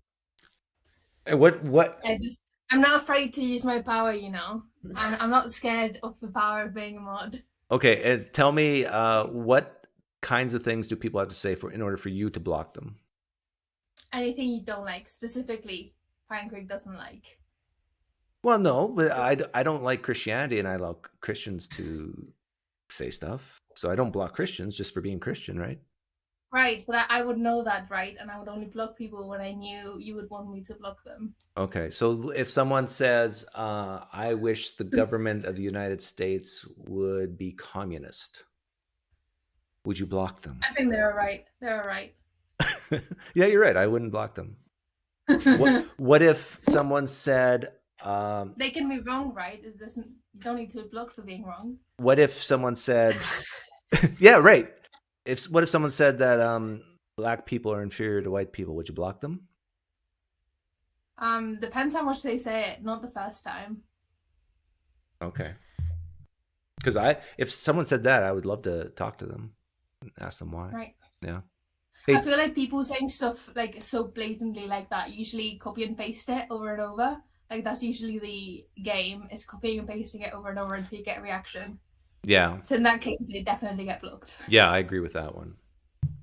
How about if you know I don't like swearing? What if someone said the F word or the C word over and over again? Would you block them? Of course. Immediately. The moment anyone swears, they get blocked. What if they whisper it? They can't whisper it. Do you know how chat works? Well, they can do it in small caps. Terry, are you there? And Vesna? Do we have like 3 females and 2 males in here? Is Vesna a female name? Yeah, can you hear me? Yes, I can hear you, Vesna. Hey, No, how's this it is going? Vesna. It's going well. I'm talking to Vesna now, right? Yeah. Okay, because I just muted you, Terry, for a second. So what do you have to say, Vesna? And not just that, but there's multiple people whose name begins with the letter V. Yes, that's true. And that's got to mean something. But I don't know what. Okay.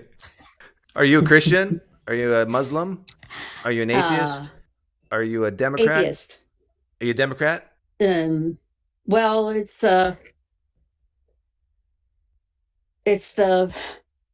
sad to say, seems to be the best game in town at the moment. Ah. But I wanted to propose that you take a look at a different test, and perhaps we could go through it together, because the one at politicalcompass.org, because it visualizes the results much better. How long is it? I don't know, but if you get tired of it, we can stop. And I was I kept chatting in the chat about how no, that's not what the question means. I'm the one who said that if you were parsing the questions the way that the question was answered, or the way that the question was actually posed, you would have different answers than the answers that you gave. And some of them, I think that you read them like you didn't read them right. Is this the test you're talking about? Can you see it? Let me see. I've never used whereby before, so just make sure your mic is right up against your mouth and keep it stable. Are you talking to me? Yeah, talking to you, and I'm showing the test. Was there something wrong with my mic? Are you not hearing me well? It's like you're doing pianissimo and forte and. Oh, okay, all right. I did not know that. Let me see if I can make an adjustment that'll make it work better. Okay, I've got the mic. You're fine. You're right fine. Up against. Can you see the test? Okay. Well, I can see the right half of it, but the visual's a bit blurry for us, Doug. Yeah. But I'm just wondering if you can. Is this the right one? Well, show me the URL. It's politicalcompass.org. Then that should be the test. Okay, there's only 6 questions. If Oh, well, there you go. if economic globalization is inevitable, it should primarily serve humanity rather than the interests of transnational corporations. Wow. Yeah. That's. I Do you don't. agree with that? Yeah, I said Do you agree. agree with that strongly, or do you just kind of agree? Well, I think they're one and the same because if a transnational corporation is not primarily serving humanity, then in at least some way, they're eventually going to go bankrupt. So see, here I'm parsing the question again because good corporations realize what humanity needs and provides that service. And if they don't, they'll go bankrupt. Good corporations. Can you make it so that I can see you? Yeah. I can. Why do you want to see me? I know I'm good looking. Well, yeah, that's why. Okay, there you go. Right, because otherwise I was seeing Nathan and V. Oh, I think, I is your understand. name? You don't want to see those two. Well, I can see Nathan and the other person, but The other woman. The other woman. what's her mistress? Yeah. Okay, the next question. But I can see them twice. Okay. So do you agree? But see, I'm wondering if you strongly agree. No, I said no because why is that? Because again, I think this question is malformed because any transnational, like, I know what they're trying to do. They're trying to set up a dichotomy between government and corporations. And I understand that a lot of people, you're breathing into your mic. You gotta either mute yourself or, yeah. I understand that the people will have a knee-jerk reaction against government, and people will have a knee-jerk reaction against corporations. And this question is trying to figure out where's your knee-jerk, right? So you are attempting to double or second guess. It sounds like you're trying to figure out what answer do they want rather than trying to figure out what your answer is. Is that? I'm saying I only said agree instead of strongly agree because I think it's a bad question, because I think that I know corporations are not people, but corporations run and act for the benefit of people. So it's basically the same thing. Can you read the question again? Because I can't read it on the screen. If economic globalization is inevitable, it should primarily serve humanity rather than the interests of transnational corporations. So transnational corporations are owned by sometimes hundreds of thousands, if not millions of people. And a lot of people say, well, but their goal is to maximize profits. But in order to maximize profits, you have to provide a service that people want. So you are benefiting people. I see. So you're saying that it potentially benefits people either way. Right.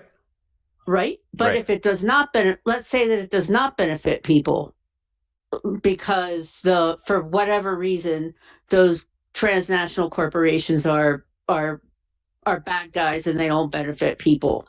In that case, would you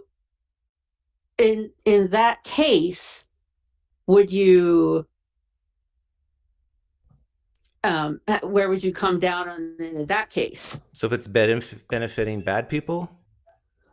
Okay. So the question is, let's say that. Why do you want me to say Why do you want me to say strongly agree so badly? I don't want you to say strongly agree so bad. What I want is to make sure that you're answering is that you're parsing the actual question and answering that. So based on what you just said, though, is that how you parse the question, right, is going to come down to your political preferences a bit. So, for example, if you say, I forget exactly how they phrased it, if you say that transnational corporations' interests are the interests of wider humanity, that's going to be like a political interpretation, right? And that's how I'm interpreting it. Yeah. That's a good point. So that then comes back down to what's the knee-jerk answer. I'm already getting a little bit bored. So we can go into the next question. Well, there's only 6. I'm getting bored of it already. But what I think is a better type of question to separate people, if you want to know where you lean left or right, and Nathan and V and you and Terry, I'll unmute you. I don't know. I forgot about you. These are communists, so That's right. But this is a good question to see where you're at, and I want all of you to think about it and then answer one at a time. What's the maximum tax rate above which you would say it becomes immoral or unethical? So think of a tax rate in your country, and you'd say, okay, this is the highest I would feel comfortable with. If it goes above this, man, I think that's you're being unethical here. You're being immoral. This is not right. Then the individual needs to keep at least X. So think about that number in your head. I'm going to write mine down. I think you should put the number under a blanket next to two other numbers.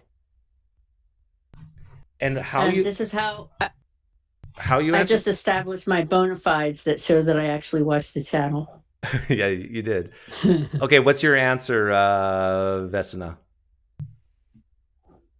80%. See, I already know you lean liberal. V, what's your answer? I actually think it's an optimization problem. So It I is. don't know if there's a morality associated with it. Oh, right? Because yeah. Assume a marginal tax I'm with V. code. Assume a marginal tax code. No, it's not a flat tax situation. I think my knee-jerk reaction would be 50%, right? 50. But I don't know. Okay. I would be very easy to convince otherwise. Okay, That's what I'm Nathan, saying. what's your answer? 80 is like an absolute number. But I know you don't want the nuance, right? But the nuance is it really does depend how much you get out of those taxes. Right. Yeah. Yeah. Okay. And your salary Plus band as well. Yeah. Okay.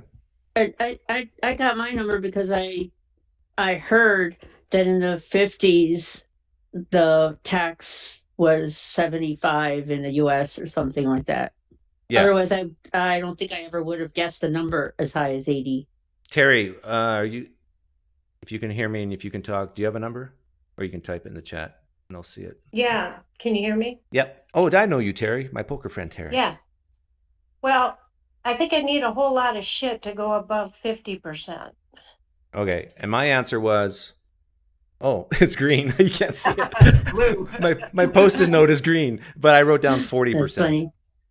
So basically, based on that question alone and answer, and assuming, the typical, let's say, American or Canadian marginal tax system and the typical allocation to some goes to healthcare, some goes to education, some goes to military. Assuming all that, I can tell basically how socialistic or how capitalist you lean, and it's just a number, right? I think in my case, there's so much more that goes into it. Like if the government proposed 80% for people who earn in the lowest tax band in the UK, for example, that would definitely be immoral on my view. Right, but I'm assuming normal marginal tax rates. So assume I make $100 million in income a year. So enormous amount of money would be okay for you. But I actually think this is backfired a bit because I think by that you would infer that I'm more right-leaning than Nathan. But you're much less. But I'm much more left-leaning than Nathan is. So I think your litmus test has failed in this case. No, maybe not. Maybe not. Maybe what you think is incorrect.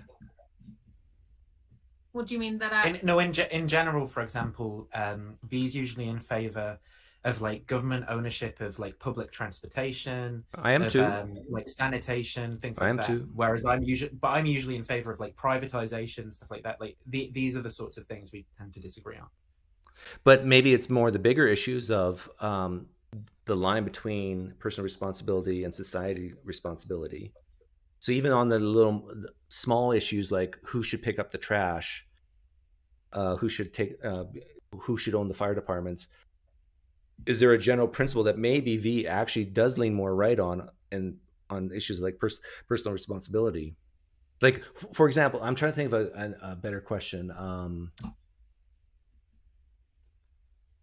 Someone PineCreek people are complaining they can't see us. They're asking you to move the books. Oh, thank you.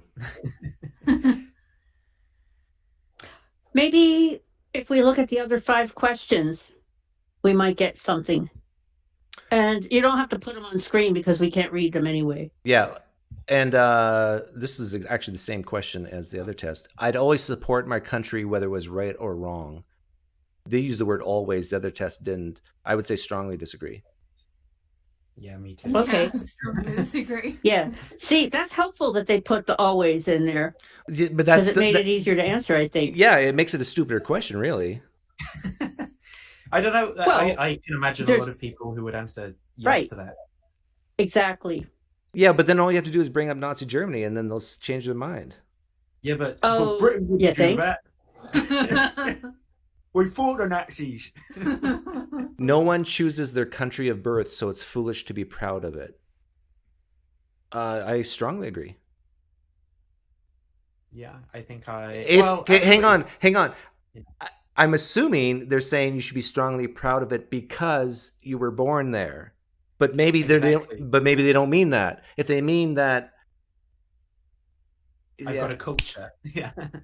Are we overthinking this, Vesna? Well, I think that's what it's trying to draw out, though, because in order to answer the question, you have to make this value choice between which of those things you care about the most, and I think that's what the test. I think that's how you assess someone's political leanings. So, Vesna, how would you answer that? No one chooses their country of birth, so it's foolish to be proud of it. Would you strongly agree? I would. I think I would not strongly agree because there are things to be. I mean. You can be, let's put it this way. Nobody chooses their birth parents, so it's foolish to be proud of them. So I swapped in a different thing that yeah, that's good. One does not choose. I like that. But I would still say it's not foolish to be proud of your parents. No, but I think it's is. It's sort of natural. Is it? I think it's foolish to be proud of your parents simply because their sperm and egg got attached. I would not be proud of my dad if he was a serial killer. But it doesn't say that. It doesn't say no matter what. I think that would be foolish. It doesn't say it would be foolish to be proud of a horrible country. Right. This is why I'm saying it's a bad question. That would be foolish. Is it? So maybe this website you sent me is horrible. Oh, it's not horrible. Okay. All right. Well, maybe the answer is then neutral because the question doesn't give you enough information to agree or disagree with. This test doesn't even give you the neutral option. That's what I'm saying. Our race has many superior qualities compared with other races. Our race has many. Okay, what do you say to that? Mr. PineCreek? I'd say strongly disagree, but the thing is, again, this is a terrible question because I have kids and what race are they? Their mother is Trinidadian descent. I'm Dutch Russian descent. See, it's like this only applies to the stereotypical what people have conjured up in their mind as race. No, I think it's right. I think it's a good question because it's gonna. So even in your context, right, you might think along the lines of, well, the race I'm a part of does have superior IQ and like not being lactose intolerant is like a really good thing, and so it's gonna draw out certain ways that you come to think about value. And that's how it's ranking where you sit on the political compass, right? Right. Hang on. I think I changed my mind on this question. Not because of what Nathan just said, but I'm thinking of fast twitch muscle fiber. Exactly. You're radicalizing. Wait. Okay. Or what about hemoglobin count, right? Those Himalayan... But, okay. So, Doug, just because you don't agree... could you read how the question is again? Our race has many superior qualities compared to other races. So Now, if you're a black I person, would say, you could say yes when it comes to sprinting. sure, yeah, right. There's people who, oh, I see. So you're saying that, oh, I just realized what you're saying. You're saying that that technically that we could file this under r/technically the truth. Yeah, like isn't there certain diseases But that affect everybody can races? say that. Isn't there certain diseases that affect what we view as certain races differently? Oh my gosh. Like what? Okay, so what happens if you click agree? Well, you see how you just said, "Oh my gosh," right? And this is where it brings out the value judge difference, because clearly in your mind there is something taboo about just talking about those kinds of things. So there's like this value judgment about. Yeah, right. See, what Nathan and I are doing right now, Vesna, is we're converting you from being a far left liberal to being a more moderate. Who said I was a far left liberal? You did when you gave an answer of 80%. Shame on you. And then I. Oh yeah, Nathan did yeah, too. That's right. What about V? Yeah, no, V said 50. What about... That's. V and I are the only rational ones here, but we'll move on. Doug, you're making a big leap. Okay, so what's the next question? The enemy of my enemy is my friend. See, this is probably the best question so far. I would say agree.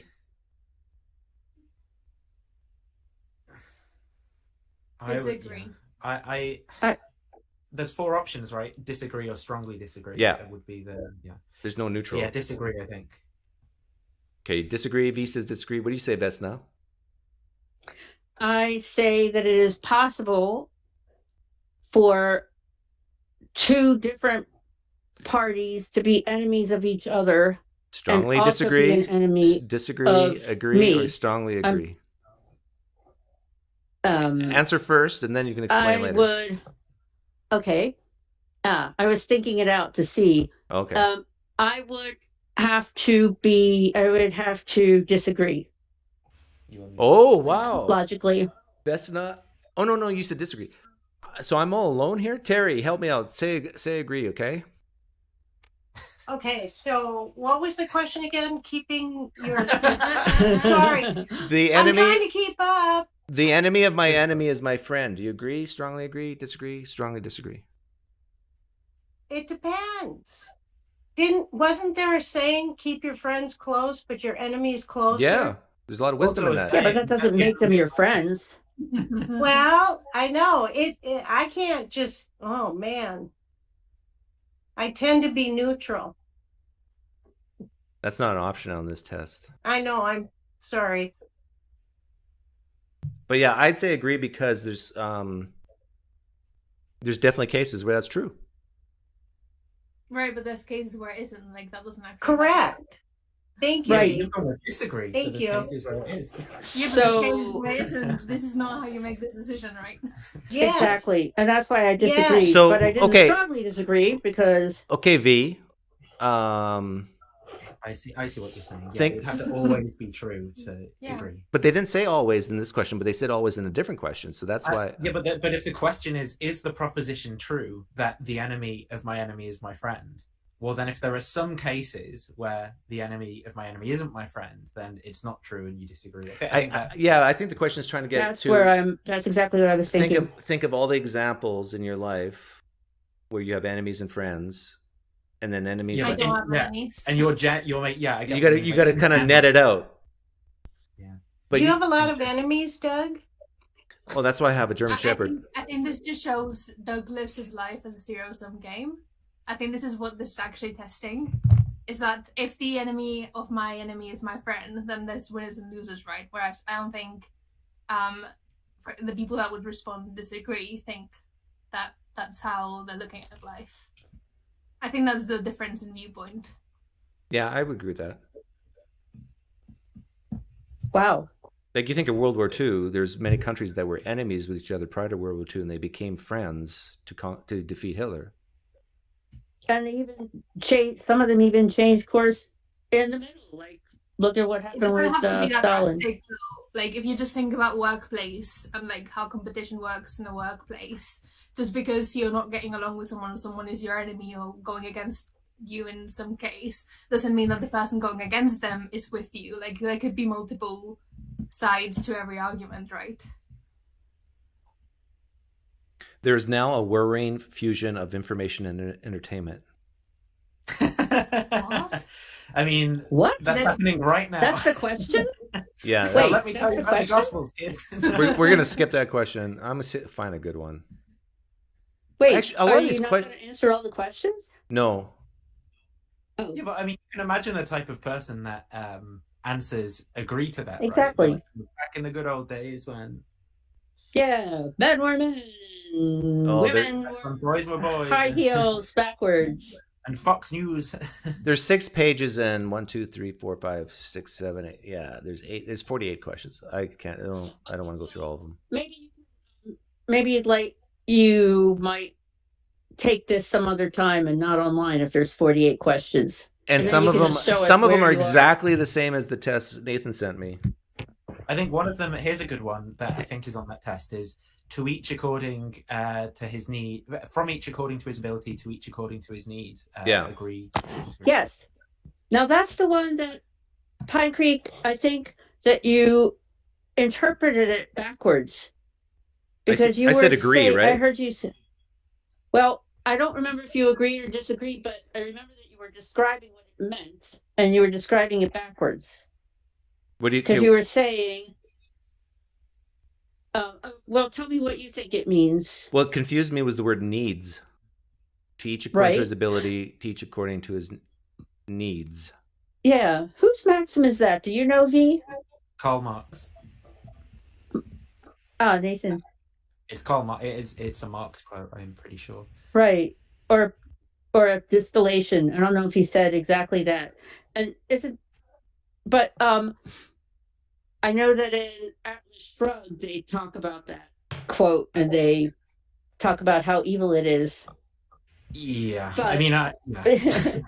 but the thing is that it says to each according to their need. In other words, no matter how much you produce, no matter how brilliant and skilled you are, you only get the amount that you need. Yeah, I disagree with that. That's What did I Yeah, say me in the too. test? I forget. I don't remember, but I remember that you were that when you were describing it, you were saying, "Well, it seems like you didn't get that point of it." So I don't remember what the I think that you said that you agreed with it. So that's why I was saying that if you were parsing them the way they were meant, your answers would be different because I believe that you agreed with that. Yeah, and you could be right there, and I shouldn't have. Because and that was I do one think, of the things that inspired me to call in. I think the one thing that propels innovation and the betterment of humankind is the fact that people cry when they see other people achieve and they don't. I think it's actually important that sadness of that they're not good enough, and and for some people that will drive them to become better. Like healthy competition? Yeah. Competition. Right. By the way, okay, tell me if you hear me breathing into the microphone and so I can fix it. Socialism gives you icky feelings and you need to be dead inside and accept that a welfare safety net. Well, yeah, and the other day on a live stream I said that sometimes in history I think different political systems, I said it on your channel, different political systems are good for different times in a nation's development. So maybe very early on, hardcore capitalism where just you have the very rich people who are innovating because they have the time to, because they're not worried about what they're eating tomorrow. And then once you get the innovation, then you switch to more of a socialistic society and take the benefits of that innovation to the general populace. But then to prevent people from freeloading and abusing the system, then you switch back when everybody has an education level, maybe healthcare, then you switch back to capitalism. So you go capitalism, socialism, capitalism.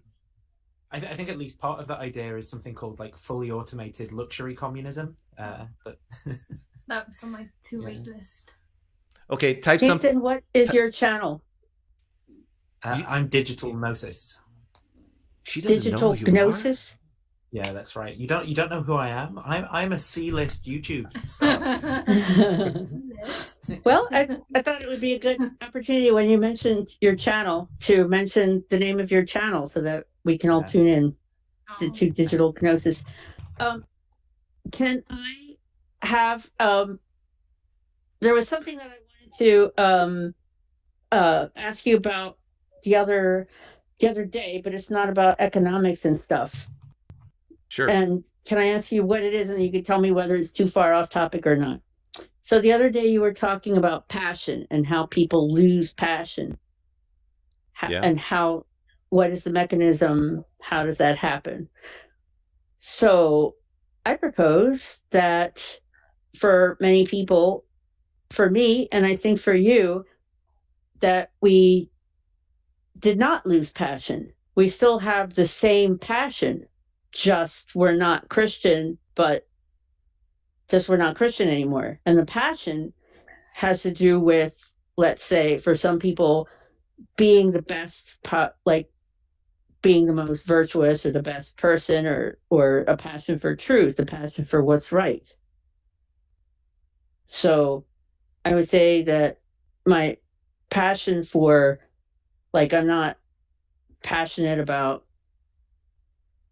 Jesus and God as I was when I was a little kid and a teenager, but my passion didn't fade. But what the quest was the passion. Does that how old are you? Can I make ask sense that? yet? In my 50s. Okay, so you're in the same decade as me, but Yeah. haven't you realized that as we get older, that your passion, on average, on everything has gone down? Are you asking if I'm dead inside? Yes. Like you? Yeah. Because really, well, how many new things do you get to see and hear every day? Like when you're a kid, it's like everything is new. You don't want to go to bed. You just, everything's amazing. And then in your teenage years, it wanes, but still amazing. And as you get older and older and older, like there's nothing that really surprises you anymore, is there, Vesna? Oh, excuse me. Is there anything that surprises me anymore? Probably. Well, I'm sure there are some things, but overall, like, apologists will jump through to yeah. Like it's really hard the older you get to remain passionate about any one specific issue. Seen it all, done it all. Like young people like Nathan and V, they maybe not me. They will often be passionate about, let's say, a political leader, but you and I, Vesna, are old enough to realize that that's a horrible thing to do. Right? Because we've lived long enough to realize, number one, leaders don't have as much power and influence as people think they do, and number two, they're going to disappoint you. So the question is, how badly are they going to disappoint you? Right. Whereas very young people, they still have this bright attitude that, oh yeah, if only we had this person in power, things would finally get done. And you and I, we sit back and we listen to that and we kind of chuckle to ourselves. How naive. Correct. Yeah. However, I don't think that is what you were talking about at the top of that show. I forget if it was the show from a couple of days ago or the show from last week, but there was a show recently where you started out by talking about how you wanted people who lost their faith to call in and talk about that process. And you said that you wanted to know about the process of losing one's passion in faith, or one's religious passion. So that's specifically what I'm talking about. Okay. I'm going to let you go, Vesna. And Matt's in here. But what? Okay. But I don't think that you got my the point. So I guess I can call. Maybe I can call back and talk about it when you're can you talking give me about your religion? point in one sentence? Yes. Okay, go. I'm constructing a sentence. Many people who lose their faith are not don't have a net loss of passion, but rather are retain their passion towards the truth and have realized that God is not, or that their religion is not true. I got your point. I said it earlier. The passion doesn't wane; it just changes. Okay, good. Yep. All right. Well, thank you very much. Okay, nice meeting you, Vesna. Keep up the good work. Bye. Bye. Same here. Bye. What's up, Matt? Hey, I thought I'd pop in because you made a request for people who have seen angels or whatever. Oh, wow. Yeah. You've seen an angel? I've seen demons. But I see one now. Thank you. I believe it was just like a psychological thing, but when I was a kid, my parents used to like, they were the very happy clappy Christians that were very extremely spiritual and said that angels and demons were all around us all the time. And the way I think it started was children have very strong imaginations, and my parents reinforced that what I was seeing was real. And so as a child, I was seeing like a hooded, like a kind of like a cloaked person, but the face was like a wolf, like in the shadows when I was like going to sleep and stuff like that. So it was pretty much only at nighttime. Yeah, they used to get it, like we'd watch the Carmen videos, which had creatures like that in it as well. Wait a minute. What are you exactly talking about here, Matt? You're saying, because I know you're not a Christian or a believer, right? Yeah, not anymore, no. But when I was, like, I saw, basically when I was a child in my bedroom, I'd seen like a cloaked creature that like was kind of the stature of a human but with the face of a wolf, and I'd see that in my bedroom. And there'd be like someone guarding the hallway and stuff like that. And at one point I witnessed what I believe at the time was an exorcism, with like this giant creature leaving this woman. And now you say that's what? I think it was like what's the word when someone's like kind of implanted a idea or something, like you false memory. Not quite a false memory, because I know of other people who have seen similar stuff, like throughout their childhood. Triggering or something. It's when you implant a thought. Priming. Priming. That's the word. Yeah, priming. Yeah. So basically, something which would have just been an imagination was reinforced through priming, so that I believed it was reality. Yeah, actually, a lot of people all around the world have seen really similar looking creatures, and I think a lot of, like, you know, what we take through media kind of molds, you know, what we're going to see and stuff like that as well. So basically, you think that every Christian experience of angels and demons is basically their culture, their experience, priming them, combined with pre-existing beliefs to fool themselves. Basically, yeah. And one reason why I kind of think that's true is my daughter's got a vivid imagination as well. And she's got like some of the things she's seen on TV, she's actually basically seen them as if they were real in her room as well.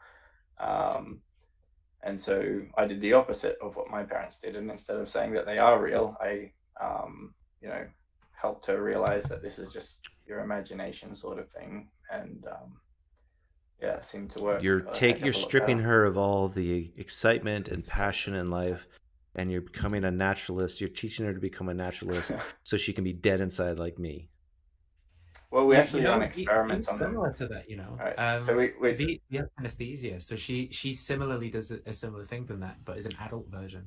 Yeah, it doesn't go away. What doesn't go away? The like weird seeing things. So you She see has synesthesia. What do you She see? like all her senses like combined together. So if she's like watching cartoons and stuff like that, she'll have like little beings in like patterns and stuff. It's Really? Yes. Yeah, I had stuff like that as well. Like I could basically like take things out of a show and see them in real life, sort of thing.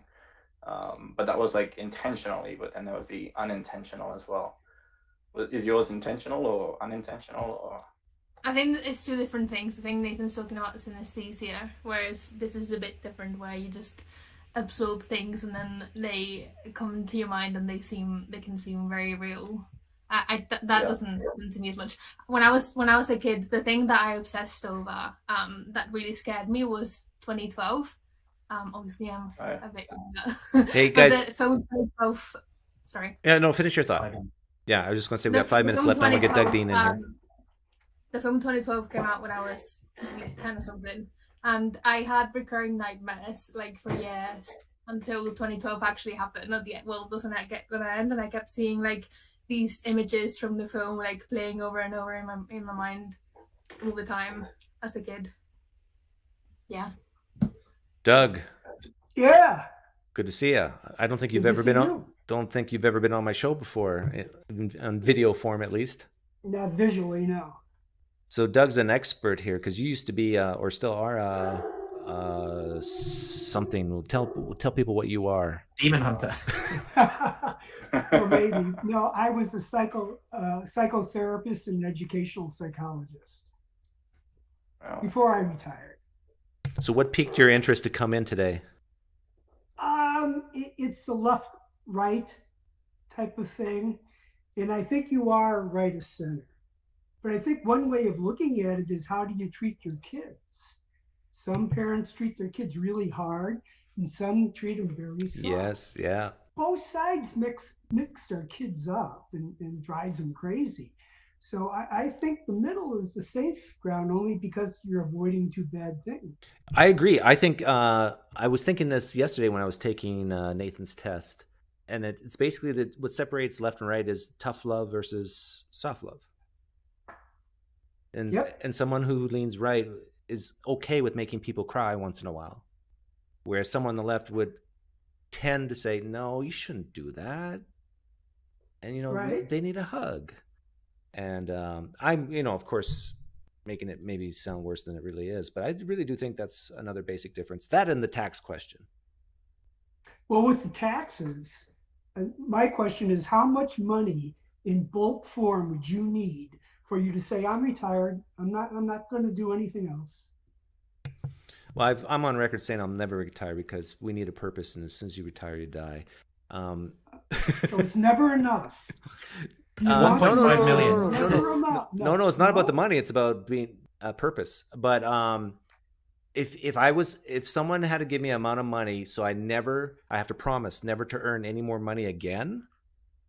I don't know, 15 million. Wow. 15 million, 3.5. That would like that's 15. That's a lot of money just on the interest alone. Could you? It's getting less and less every day. And there's no interest right now. Let's say you put it in the stock market. It's as safe as that. If you have a pension, that's where it's at. And let's say you're getting 200,000 a year. That wouldn't be enough to retire on. 200,000 a year? Yeah. Yeah, it would be. That's why I said. Okay. Yeah. So that would be about 5 million then. Well, no, but you got to assume that things like inflation will happen, and that some things will not keep up with inflation, your investments. So you got to prepare. You got to have a buffer, a cushion. I agree, but then we're all in the same boat.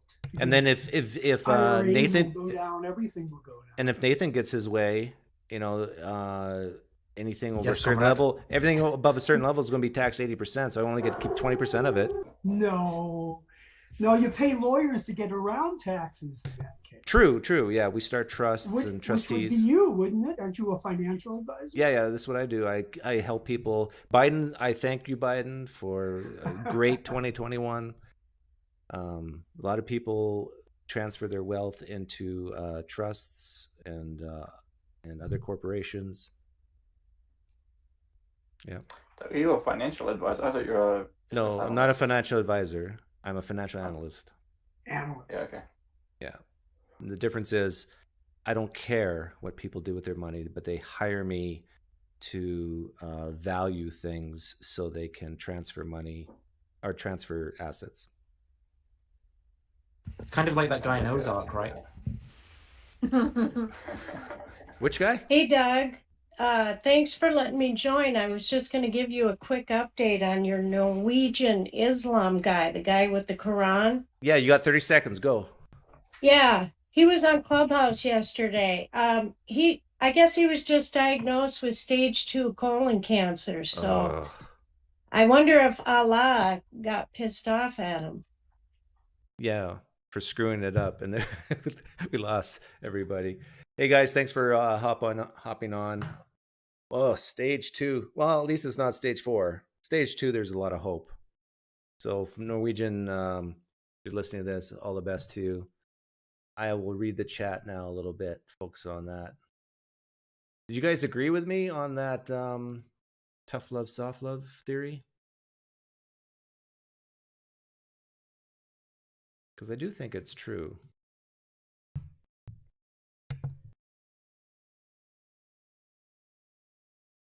I do think you can tell where someone leans politically by how they raise their kids. Just like, and I'm not talking about politics, just on very mundane things.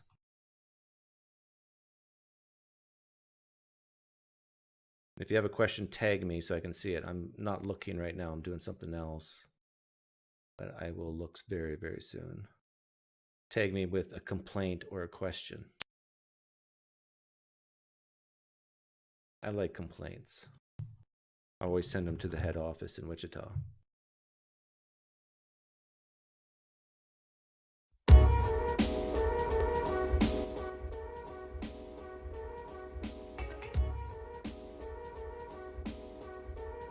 And V, congratulations, you are a new mod.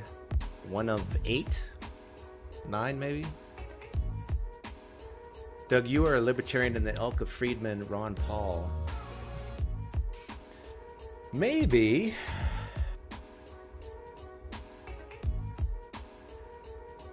What's my opinion on Biden? Well, I told you he's been good for my business, so I can't hate him that much. But I don't think anybody likes Biden except for maybe, what is the numbers? 29%? Will you do more multiple choice tests? It would be kind of fun to know which My Little Pony you are. Soft love versus tough love. Up and down. Libertarian versus authoritarian. Yeah, well, see, this is the thing. I'm more of a tough love guy, but I've never, I maybe spanked one of my 2 kids once in history. And when I say spanked, it was like nothing really big. But, and that was when I was still a Christian. But when I mean tough love, I mean that sometimes it's okay to make people feel bad. Whereas a lot of people think, no, you don't say things to make people feel bad.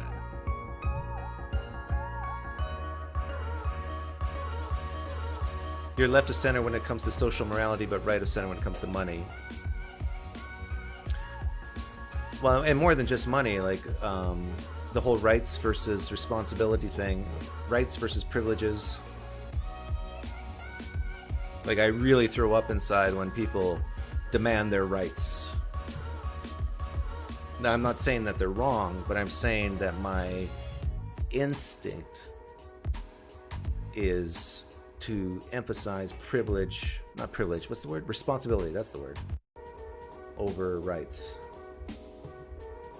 So instead of immediately thinking, you did this to me, you're the problem, give me my rights, stop it, to say, how could I have done things differently to have a better outcome? That should be your first instinct to, I think it leads to a better society. Which is the opposite of critical race theory. Oh, the power has done this to you, you've been oppressed and blah, blah, blah.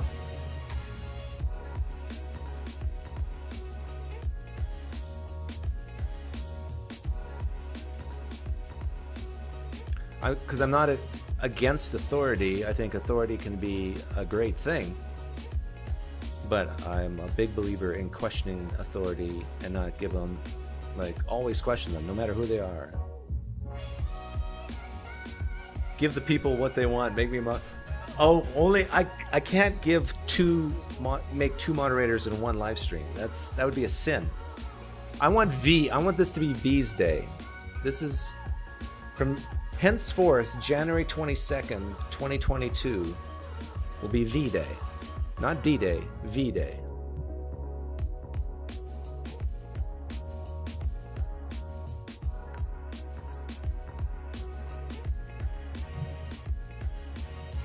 Trump was vastly superior to Biden on policies. Well, Roger, my opinion is there are very few policies that Trump did that actually harmed a lot of people. I think the reason why people didn't like Trump, not always, but was his rhetoric. That he could look you in the eye and says, I don't care what you think about me. I don't care about you. Saying to someone, I don't care about you, making people feel bad or angry is not the same as taking someone's job away or sending them to fight a war. Like before COVID, at least, I bet you 95% of people who hate Trump, their lives were still better while Trump was president, before COVID. Oh, and let's talk about COVID. Oh yeah, I'm gonna get people mad at me here. You remember how many people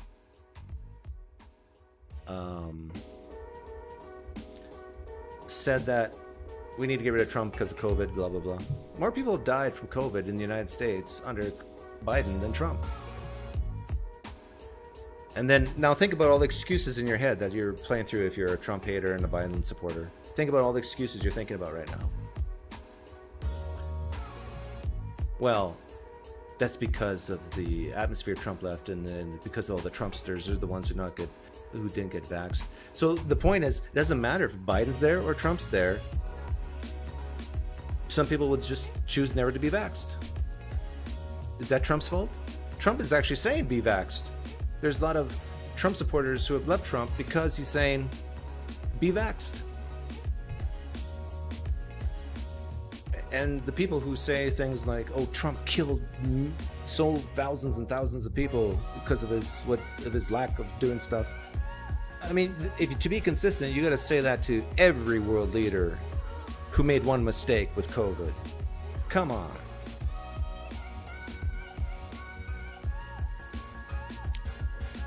Another thing I've heard is Trump divided people, separated families. That's on you, not on Trump. Because there are families where you have a Trump supporter and a non-Trump supporter, a Biden supporter, let's say, and they can still sit down and have a meal together at Thanksgiving and not argue and fight. But your family, when they sit together, you fight. Is that Trump's fault? No, that's your fault. Look in the mirror and say, my fault. See, this is what makes me lean right more than left, because no, but if Trump wouldn't have said those things, then we wouldn't fight. No, it's on you. Take responsibility. Can I get an amen?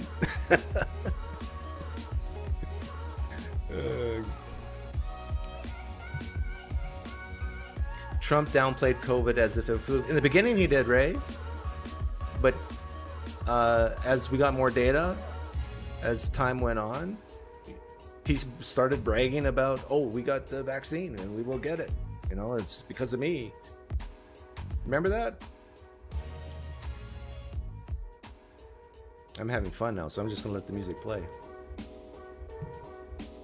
So I'm serious about this. People who blame Trump for COVID deaths, you gotta check yourself. Either that, or you have to say, oh, the leader of France, the leader of Germany, the leader of whatever, they're just as bad as Trump because they didn't do things the same as what Trump did or didn't do.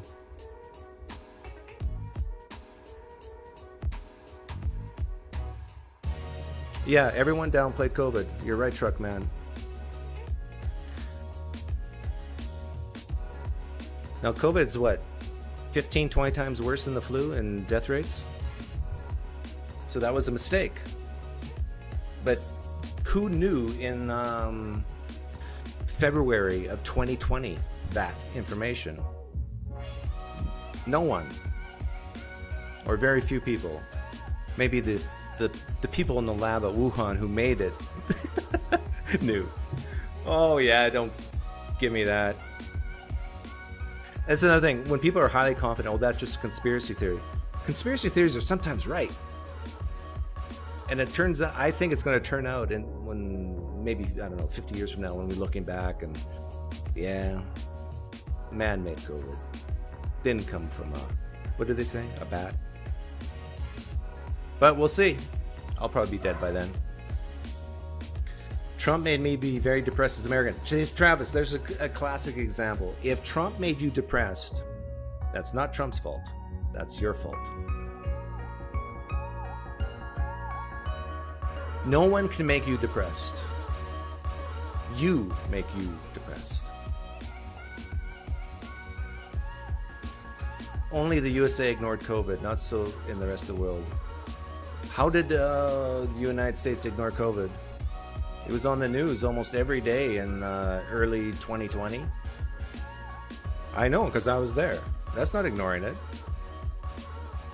Now you can say it was downplayed, but again, we didn't have the data of how dangerous it was, what exactly, how careful one should be, how careful not.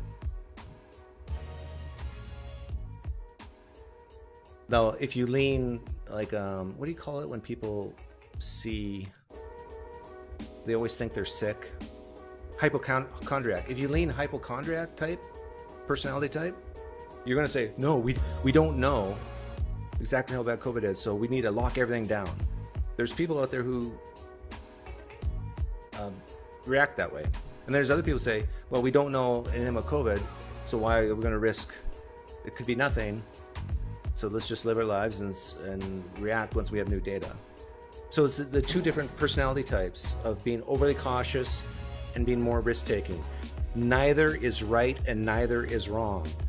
It's a difference in how people assess risk. This is why you have some people who jump out of a plane and some people who would never ever take that risk. This is why some people invest in certain ways in the stock market and other people take more conservative routes or more aggressive routes. It's your personality type. And if you have a fear of death that's way higher than your friend's fear of death, the way you treat COVID is going to be completely different. And this is why a lot of people can't get through their thick skulls, that people are different. And it's not that they're wrong, bad, right, good. It's a difference of what they value and what they're willing to risk. And we as a society have to listen to both sides and find a compromise. Did you know I'm running for president in 2024? One day a truly deadly virus will be the end of our civilization. No, I don't think, well, maybe. You gotta remember, viruses don't want to kill. They want a host to be alive, right? But my fear is the volcanoes underneath Yellowstone. I'm more fearful of that than COVID. I'm more fearful of volcanoes than I am global warming or climate change. I'm more fearful of a giant rock hitting our planet. Actually, I'm not fearful at all, because if that happens, that'll be pretty quick death. The volcano one, though, like the whole globe covered in dust for months and months. That you should fear way more than COVID. And that has happened on this planet and will happen again. Wake up every morning, look in the mirror and say, today could be the last day before Yellowstone blows up. Don't take this personal, but I wouldn't vote for you. Well, Eve, people will vote for their interests, right? Not always. Sometimes they vote against their interests unknowingly or knowingly. But if a leader is of the perspective that people take more responsibility on themselves and that it's not the government's job to pay for when, let's say, you're pregnant and have a baby and you should get paid no matter what, or family allowance like you have in Canada, if you come to the perspective that that's not the role of government, and yet you have a lot of kids and you need that family allowance, you're not going to vote for that person because you need money. And if you're the type of person who has money and feel that you can do better things with it than the government, you're going to vote for someone who scored lower taxes. It's as simple as that. So people will vote for what they feel they need. But unfortunately, in the last couple decades, going all the way back to Reagan, it seems like on the spending side, it doesn't matter. On the revenue side, there's still major differences. But here's another thing, all you flag-waving phonies. Why tax the rich when you can print money? This is the amazing thing about what happened with COVID. Because in,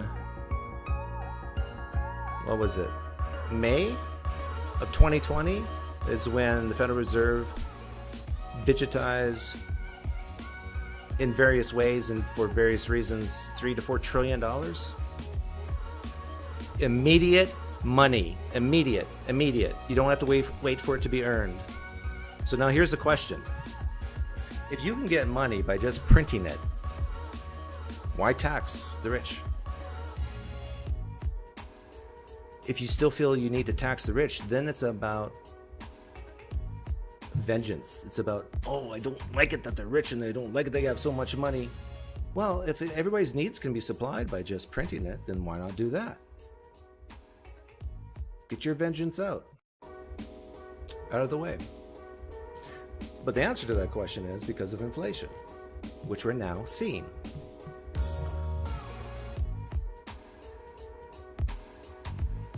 Why tax the poor? The poor aren't taxed.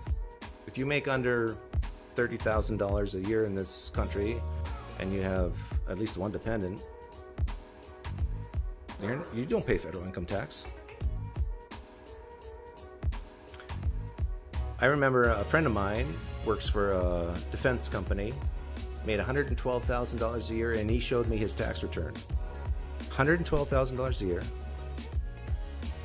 4 dependents, 4 kids plus a wife and a mortgage. His tax bill was $8,000, which is what, 7%, 6%? Very little. Do I think there's a risk to democracy if Trump is reelected? There's always a risk of a 3 Sigma event, but I say that risk is very, very low.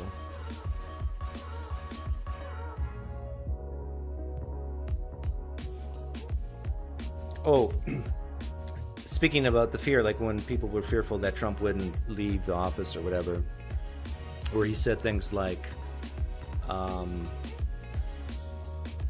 the vote was illegitimate, or there was cheating, there was fraud.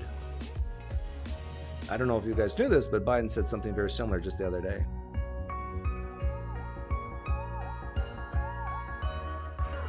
He said something about if certain reforms were put in place, then future voting could be illegitimate.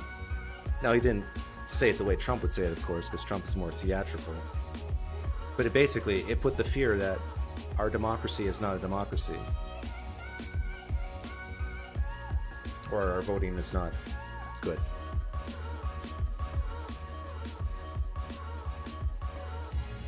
Trump is definitely a threat.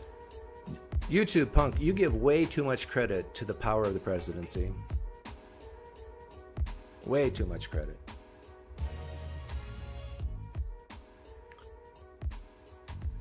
The United States Constitution has checks and balances.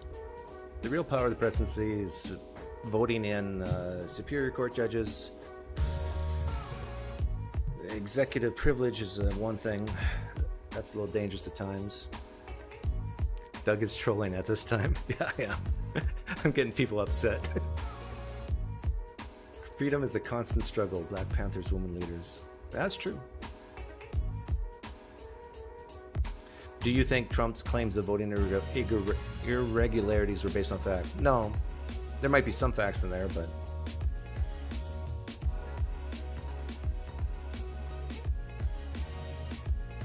But just the fact that we're talking about Trump now, well, I guess we're talking about him because he's kind of hinted that he might run again, but just shows the power of manipulation. We are all being manipulated right now, and I don't like it. I don't like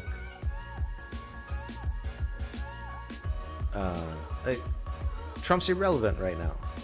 Now, if he runs again, then he becomes relevant, but he still has to win, right? And the fact that Trump bothered so many people that they're still talking about him today, again, that's on you. If you're still finding yourself angry at times because of what Trump did or said 2 years ago, that's on you. Why be angry? Life is too short to be angry.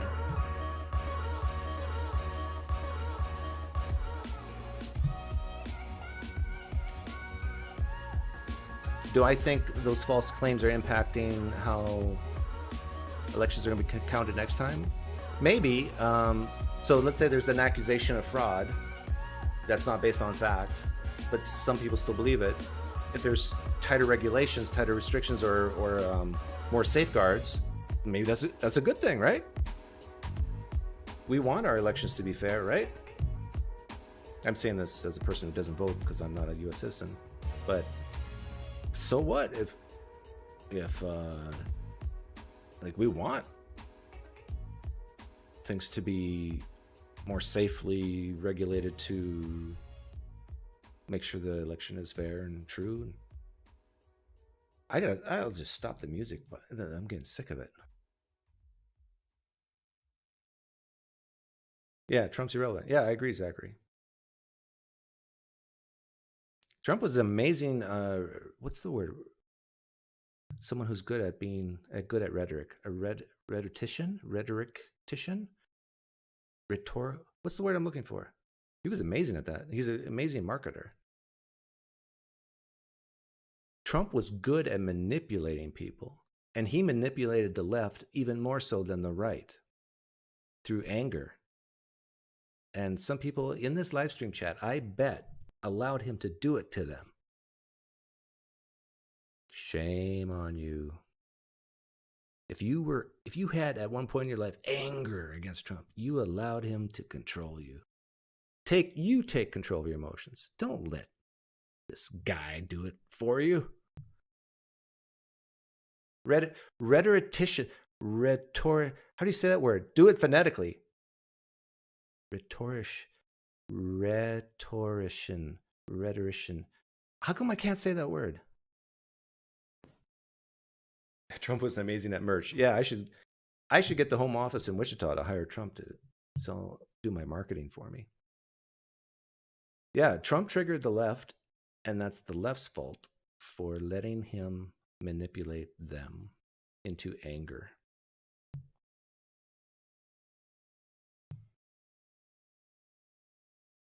Because I'm not a fan of Biden, but I'm not even close to being angry. The left is more angry at Biden right now than I am, and I would not be on his side on many issues. But I don't care about him really. Rhetorician. But where's the emphasis? Rhetorician. It still doesn't sound right. Rhetorician. At least CNN is booming now, covering Biden. What, you want CNN to survive? Yeah, here's another amazing thing. What's his name? The big podcaster, Joe Rogan. He has way more influence than CNN and maybe even Fox News combined. Maybe that's going too far.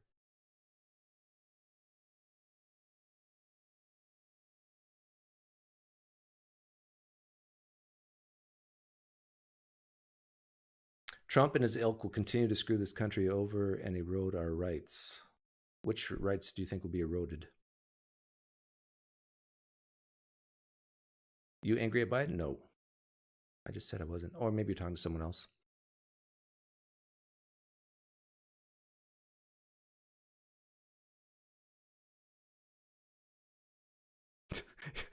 Yeah, Trevor, I don't know what's going on with my brain right now. With that word. Personally, I do think Trump has set a precedent for a lot of fascist-style politics. But it's all rhetoric, right?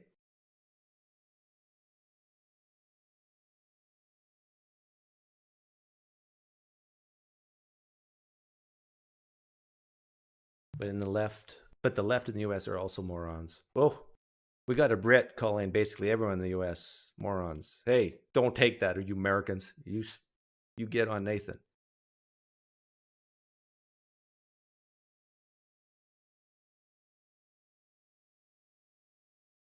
Is the mental state of a slave and a miner or a Jew in a concentration camp really of their own making?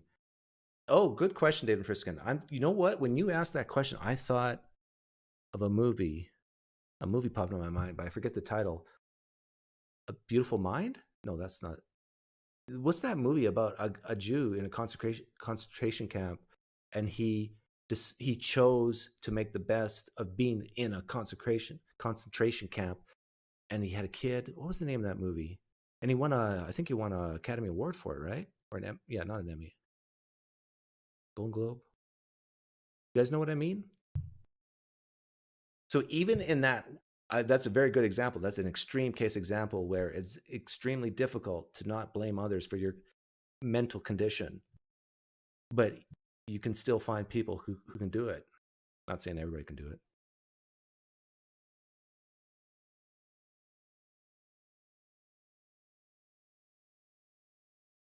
Life is Beautiful. Thank you, Bear Marin. That's the movie I'm thinking about. That's a inspiring movie. Life is Beautiful. A Beautiful Life? Oh, was I right? It is called A Beautiful Life?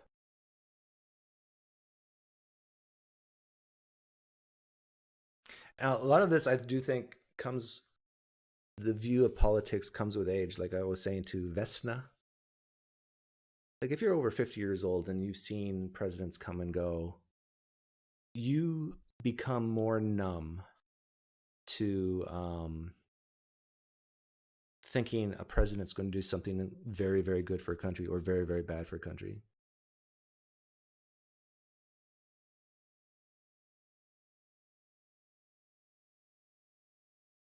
You hear presidents talk. If you're over 50 years old, you've heard enough speeches and promises to know, maybe it will happen, maybe it won't.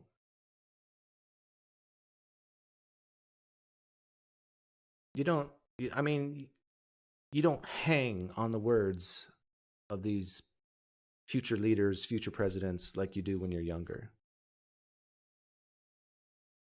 Your politics change with how valuable your assets are. Yes, humongous. Yeah, I think for a lot of young people who don't have a lot of assets and they feel that the system is stacked against them, they're going to lash out at the system and the leaders of that system, or who are executing the system. But if they become successful, start their own business, start making money, start having employees, things start to change. Then they start to say, okay, I want to do this in my business, but now I got all this paperwork because of this regulation. And they are not against regulations, but they realize this is slowing everything down. I got to lay off someone now because I thought I would be getting this revenue by now, but I'm not because I'm stuck in these regulations. These are real issues that change people say, maybe I won't vote for this person this time.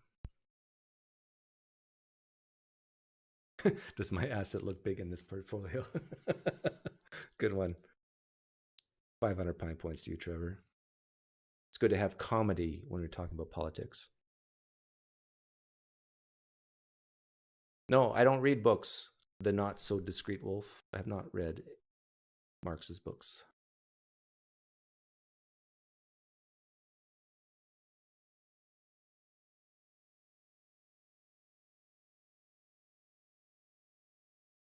Doug want about worker co-op? I need you to type in sentences. That makes sense. Do I want to talk about worker co-op? I read a couple chapters of Sapiens, Matt, but I did not read the book. When I say I don't read books, I mean I don't open a book at page 1 and read it to the end. That's what I mean when I say I don't read books. But I've read a lot of stuff.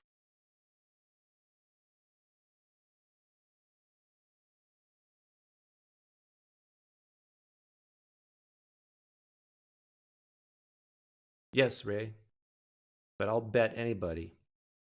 I'll take any, well, not any bet, but I'll bet anybody that if Trump becomes president 5 years from now, we will, after 5 years, after he serves 4, if he wins, that we will still have a democracy. If anyone wants to bet against me, I'll even give you odds. See, a lot of times disagreements with politics go nowhere, right? So my suggestion is you just bet money because it's a reflection of confidence. If you really believe that what you're saying is true, let's bet on it. And hopefully it's not too long of a bet. You can know the correct answer after, let's say, 4 or 5 years.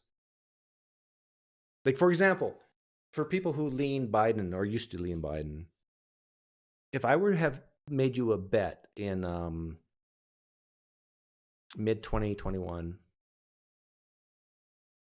well, no, even sooner, before Biden became president, if I were to bet you that the number of COVID deaths would have gone up under Biden compared to Trump, I bet you that you would have said, no, they're going to go down if Biden wins compared to Trump. Think about, am I wrong? Wouldn't you have leaned that way?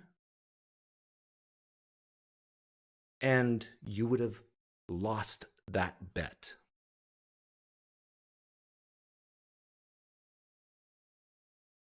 Now, we're not talking about the reasons why, but if we're just talking about numbers of death due to COVID, would it go up or down under Biden versus Trump? You would have bet, oh, it's going to go down if Biden wins, and it will go up if Trump wins. You would have been wrong. And I love that. I love that about life, that you can be so confident about something and then get smacked in the face. I am waiting for a meta study to come out probably 10 years from now that ivermectin would have saved millions of lives around the globe if it was used in every hospital. Oh, that would be... I'm saying that not because I have a position on whether ivermectin is scientifically proven to help. Well, I'm saying that because it would smack people in the side of the head that they were wrong in stopping it. Oh, that would be so juicy. Look at all the joy PineCreek is getting out of winning a hypothetical bet. Yeah, it does. It brings me joy. But come on, be honest. People who voted for Biden in the live stream chat. Imagine I came to you with that bet before he became president. Be honest. You would have said deaths would have gone down, right? And you would have taken that bet against me, I bet. Oh yeah, I'm relishing in this hypothetical bet. Be careful, V. I just made you a moderator today. You're still in the wait and see mode. PineCreek bought shares in ivermectin. No, I didn't. Actually, most of my money is cash right now, which is probably bad, but actually maybe not. We'll see. My bet still stands, Doug. $1 Canadian. Oh, I'll take that bet. $1? Sure. How do we know the truth, though? How do we know who wins or loses? A meta study? What did V say? V said, would have definitely taken that bet. Oh, you would have. And you would have lost, right, V? Like you would have taken the bet that it would go down with Biden? Doug is correct on his thought-worthy hypothesis. Thank you, Jesus. Wizard.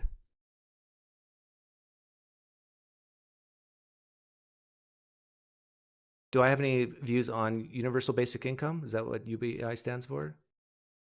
I'm against it, but I think it might be inevitable if people still reproduce at high enough numbers. Oh yeah, so here's another thing. Okay, Biden just proposed $15 minimum federal minimum wage, right? Is it just for federal workers or for everyone? I don't know, but it doesn't matter. The point is, if you make the federal minimum wage too high, robots are going to replace humans faster. Let me be very clear here. People are problems. They can be good things too. They can be blessings. But in the workplace, they can also be problems. They can be burdens. Robots don't get sick. They might break down once in a while, but they don't get angry. They don't get sad. They don't get emotional. Robots don't need to sleep. If you are a person who is in that $15 to $30 an hour income category, your job could be done by a robot. And if you are a owner, a boss, and you have a choice between dealing with all the crap that's involved with dealing with people, or buying a shiny white what do you call it? Whoever makes robots, I forget the name of the brand. You're going to choose the robot over a person for that type of skilled labor.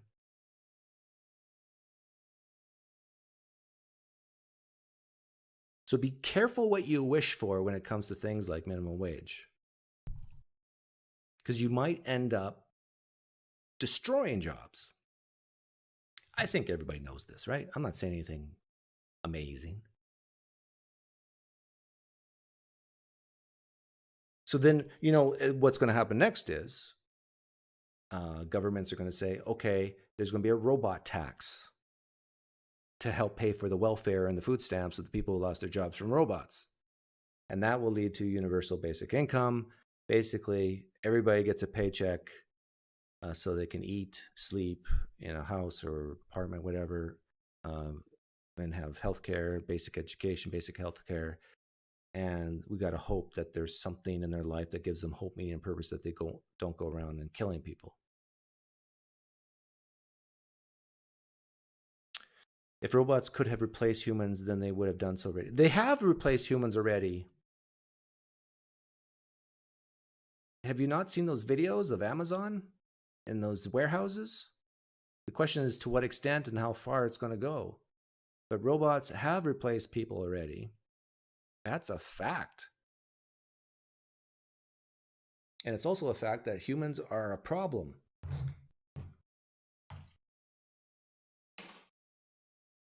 Compared to robots.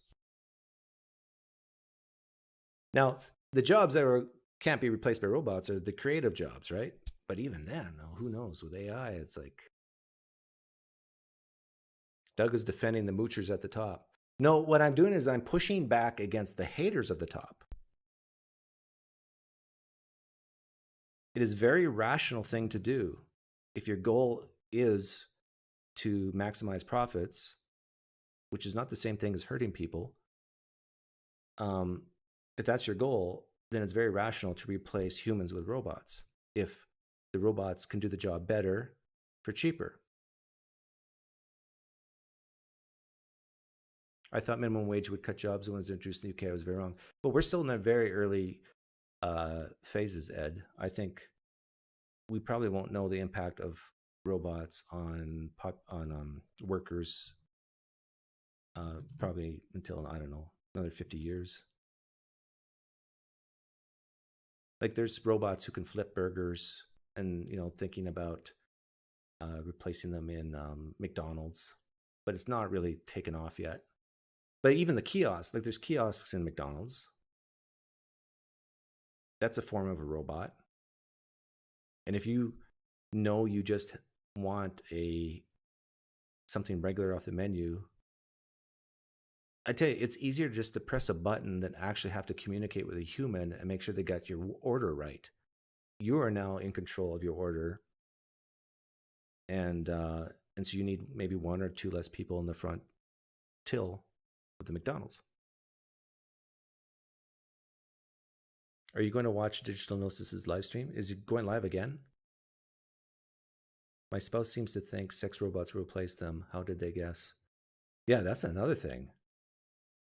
Like, what is the future of relationships amongst humans if robots can even do coitus better than humans can?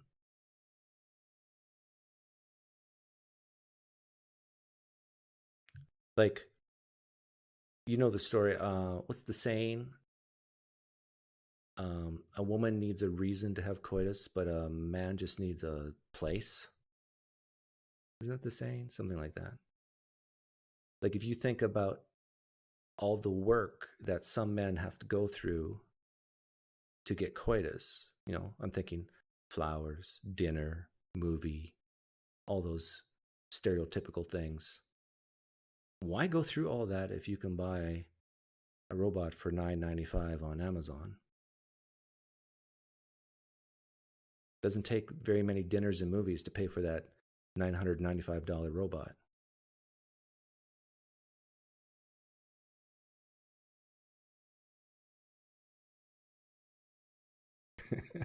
So,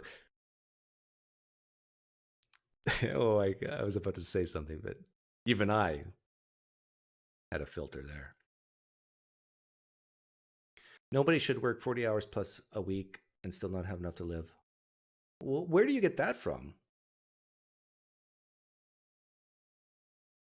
Just because you work 40 hours a week does not mean you deserve to have enough money to live. See, this is the difference between you and me, Scooby. It's like, I deserve to live. That's a perspective, right? Now, the other perspective is that you have to earn to live. Now you're saying, well, yeah, you probably agree with that, 40 hours a week. But what if you're working 40 hours a week and you're losing money because you've chosen an industry or a job or whatever that is a net loss? Just because you put in the time doesn't mean you're worth it. There are people who work 40 hours a week and who get paid $10 an hour or whatever, and they're vastly overpaid. And then there's people who work 1 hour a week and make, let's say, $100,000, and they're vastly underpaid. See, just that, hearing that causes some people to scream unfair. But life's unfair. There are people who are brilliant and people who are stupid. That's the way life is.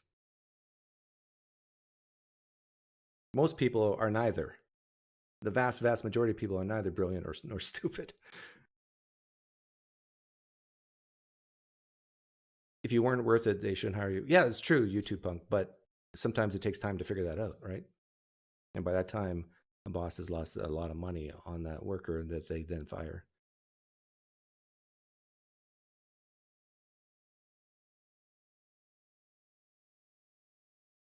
Yeah, what about those people who have IQ below 90? See, that's the problem, Doug Dean. What do you do with those people? Good question. And that's where universal basic income might come into play.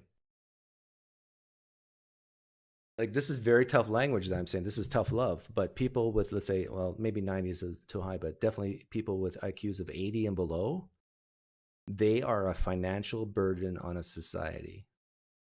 And it might even be better for society that they don't work, because when they try, they mess things up so badly and cost businesses so much money, turn away customers or whatever, that it's better that you just have them stay at home and play Mario Kart.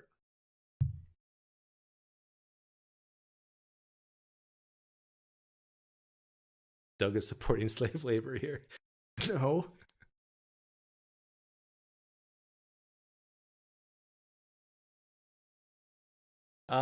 Yeah, you can try it for 60 seconds. Kip. Hang on. I really should go soon, but I'm having so much fun making people feel bad or angry. Click the link and we can see what your new setup is. Tax the clever. Yeah, that's very similar to saying tax the rich, right? Oh no, those rich people just got lucky. Having said you were against it, you seem to suggest you'd be able to. Yeah, everything in my basic instinct. Oh, that's a good movie too. Is against it because it's basically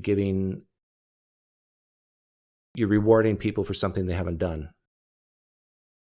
Like, we wouldn't fine people for a penalty that they haven't committed. So we wouldn't say, give me money in form of a fine for something they've never done.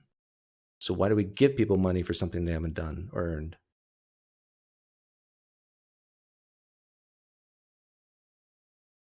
See, what I just said makes a tremendous amount of sense, but it bothers people to hear that. Hello? Hello. Hey. Hey. I see you. Me? Yeah, I see you.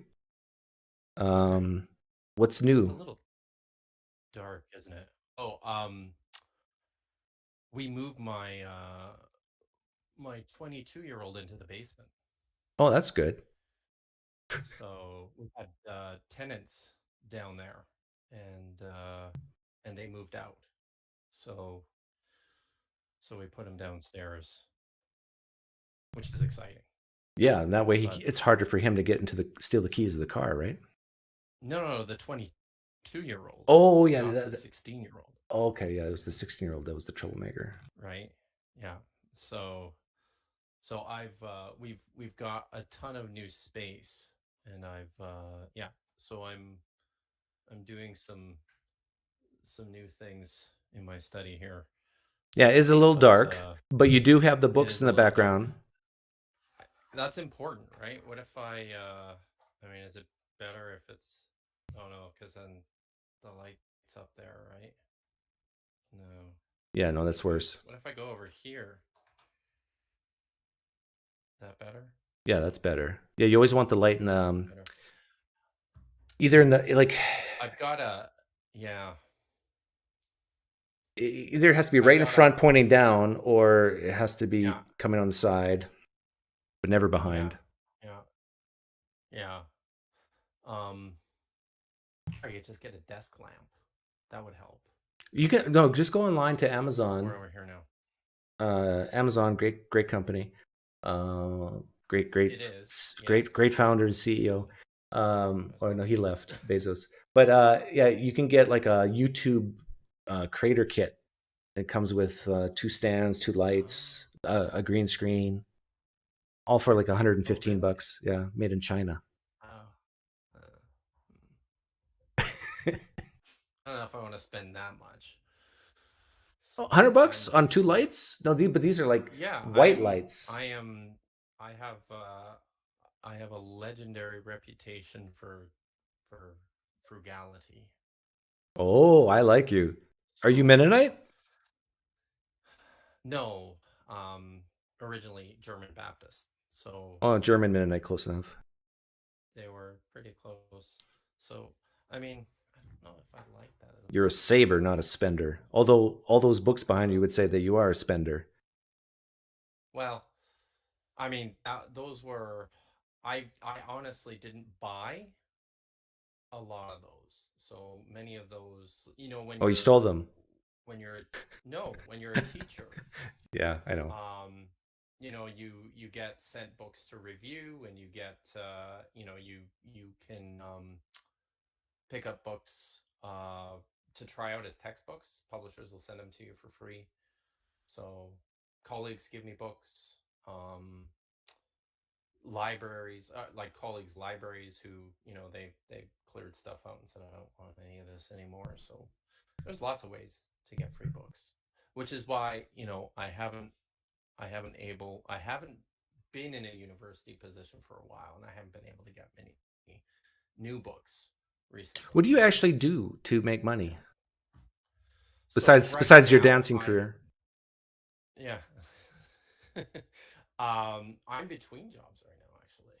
Okay. So my last job was working, was doing research at a university. And so that was I was doing research for a university in Norway, but working from home. And then so it's research positions, but we're in kind of a bind here where, like, my kids are finishing high school.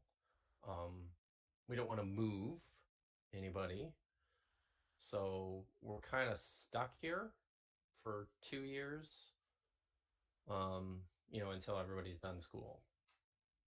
So, and Where are they going to school? Just like public schools here in. But the 22-year-old is. No, he's out of school. But not in university or anything. No, he's not. Okay. He went to college for 4 months and hated it so much it made him cry. It's not for everyone. So, no, it definitely isn't. So I think my 17-year-old, he's gonna be 18 in 3 weeks. So he's graduating this year, and he'll go to university. But yeah, I don't think the car thief will be going to university either. Yeah. So he's already, he's got his he's already working on that new car thieving career. So, well, if he's successful, he can make lots of money. Oh, that's probably true. If he's good at it, yeah. Have you seen the show Dexter? Oh yeah. Did you watch the new one? Yeah, I loved it. But what I was saying with your son, I'm not intimating your son's a serial killer, but what you need to do is come up with some type of code like Dexter's dad did. Say, okay, I realize you have this car stealing problem, but only steal cars from bad people. Yeah. Yeah. That's a great idea. Yeah. That's a great idea. And you got to tell him to become a cop, and so nobody would suspect. Yes.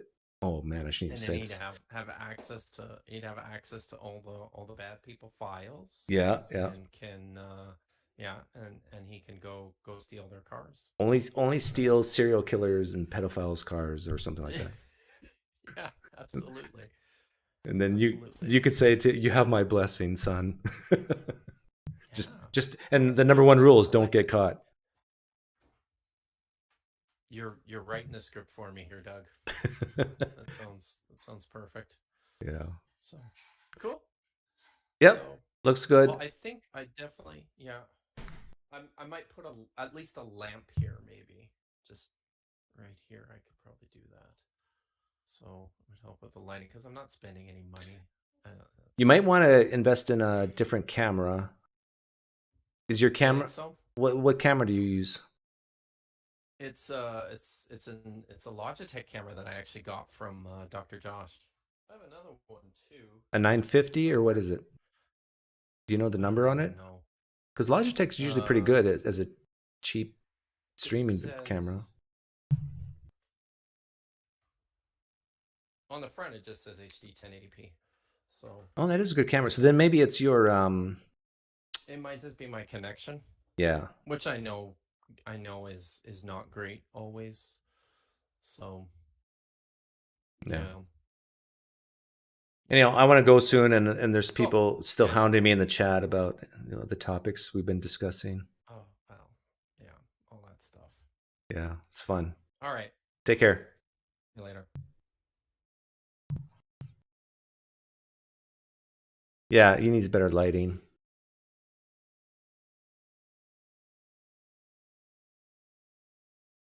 Yeah, I need an OnlyFans option there, Jack Lowe. What would I do if I started an OnlyFans?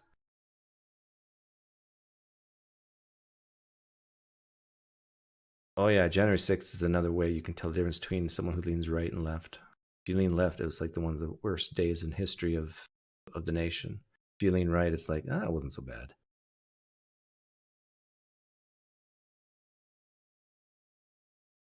That's actually a better test than maybe my tax rate question. Is Kip underpaid or overpaid? Well, he's definitely underpaid now because he's not making anything, I don't think. He's in between jobs.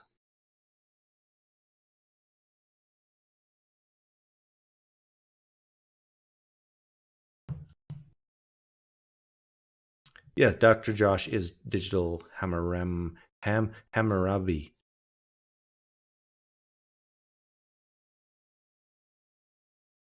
I tried to get some TikTok apologists to hop on, but they were wimps. Oh, really? Well, good try, Oak River. I think that'd be the only way I'd keep going. I'd try to catch up to Nathan's 8-hour live streams. But, yeah, they're too scared.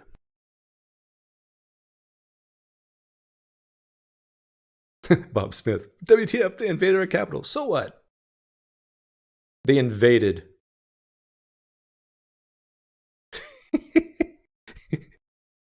Watch the video.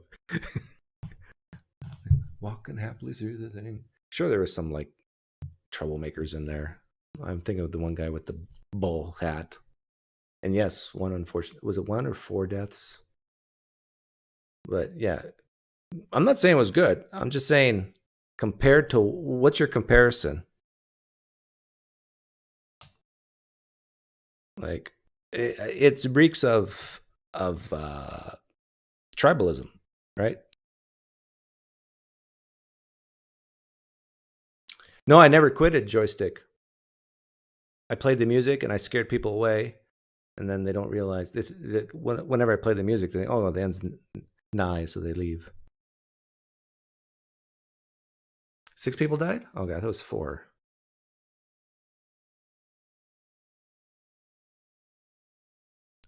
Am I going to check out Fanatic? What is that? Compared to Benghazi? Yeah, it was nothing. It was a violent attack.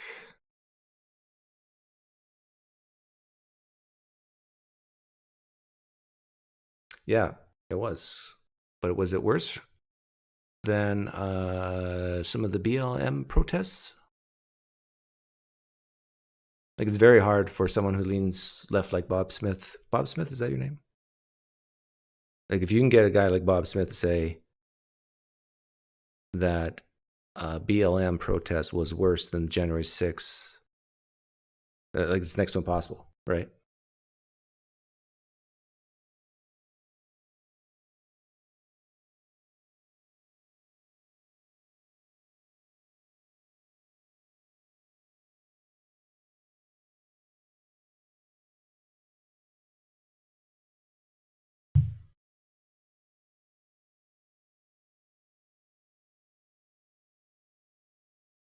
It was at our capital and hate BLM. Oh, okay. Yeah.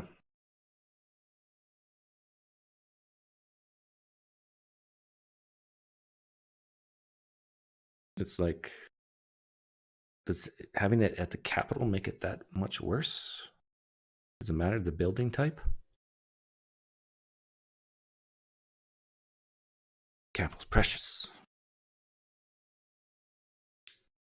Fanatic is a recently deconverted Bible-schooled rapper. Oh yeah, Prince, I remember you messaged me about that.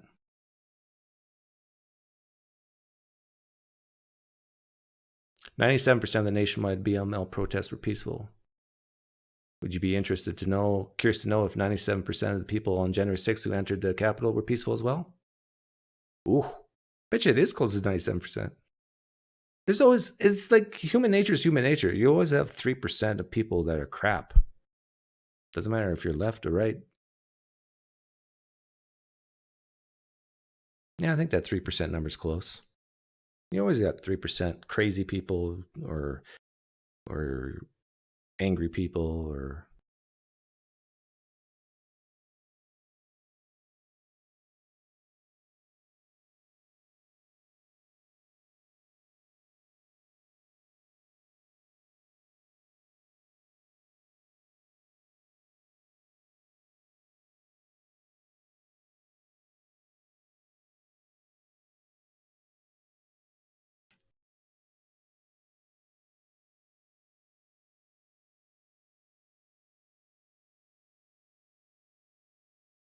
do I think FBI incited January 6th? No.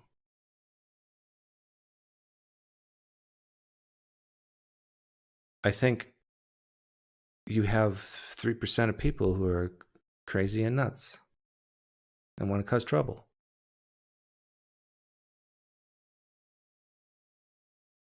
Like, you have people who are ardent Trump supporters, love Trump, who cause no problems. They always will have 3% in society. Maybe it's more, I don't know. Is it 5, 6? That's why you got to be careful when you drive your car, because 3 out of 100 cars, if you accidentally cut them off or do something a little bit wrong, they're going to go off on you.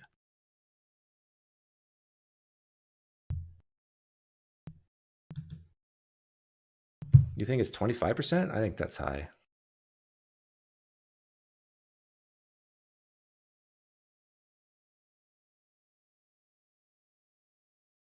Like, are you saying 25% of the general population are nuts, crazy, and angry? I hope it's not that high.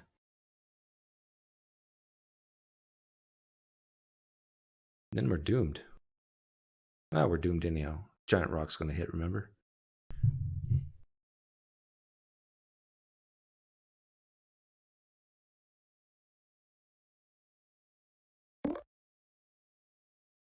Lucy. I think Lucy was trying to call in the other day. Oh, you just dropped something. Hi, Lucy. I think Lucy's getting something together. Can you hear me, Lucy? Was on mute. Oh, I Can see. you hear me now? Yes, Okay. I can hear you now. Hey, how's it going? Yeah, I tried to call you the other day. You were on the line with that the guy that was doing that the Quran thing. Yes, I remember you. I remember you trying. My baby is with me. He's talking to you too. Hey, hi. Hi. Yeah. I didn't get to watch your show today, but I am an avid PineCreek fan. I watch you religiously. I love it. The other day you were talking about people being passionate, right? Why are people so passionate? Yeah. And so I'm still I'm a what Jehovah Witnesses call PMO, physically and mentally out, because I think I you just learn a lot and then you're kind of just like, oh my gosh, what? But from my experience, what I've seen people really be passionate about is really just when it's just the lack of hope, you know, when they really don't have anything else to help them through, or like they don't know what they're gonna do or how they're gonna get food or what they're gonna do.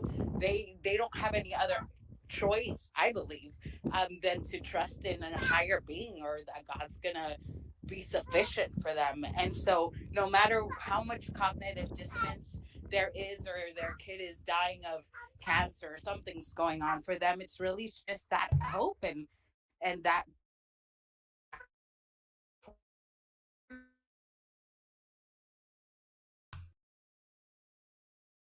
You cut out on me, but yeah, I agree with what you said. And I made this comment about where religion is growing the most is where people are the most needy.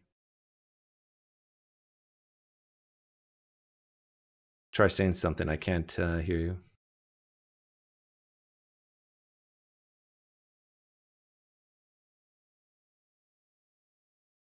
I think we lost her.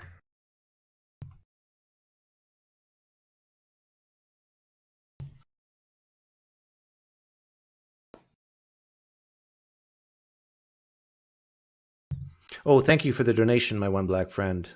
Didn't want to forget about you. And yeah, I agree with you. The town I was raised in had a business that took really low IQ people in to make things. Was it candles or some type of sweaters they would make? It was very beneficial to try to get. I think they were all adults, trying to get them as independent as you can. And Lucy, if you can hear me, I can't hear you. So try refreshing.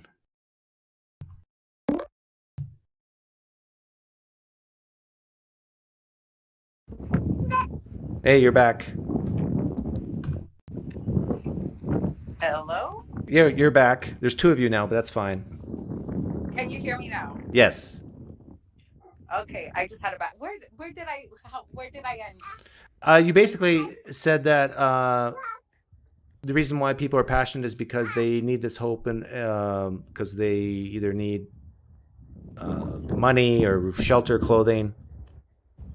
Yeah, and so do you think it's that bad for people to like Santa Claus? Do you think it's that bad, really? No. But it can be bad. So let's say you get in the habit of believing things for insufficient reasons. You can end up being duped and being fooled and losing a lot of money and falling prey to different things that can end up really hurting you. So to what point does the good outweigh the bad?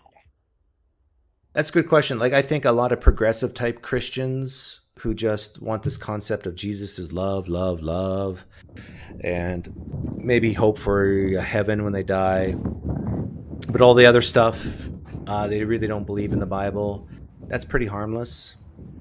But then when you got Christians who believe that certain people shouldn't get married, or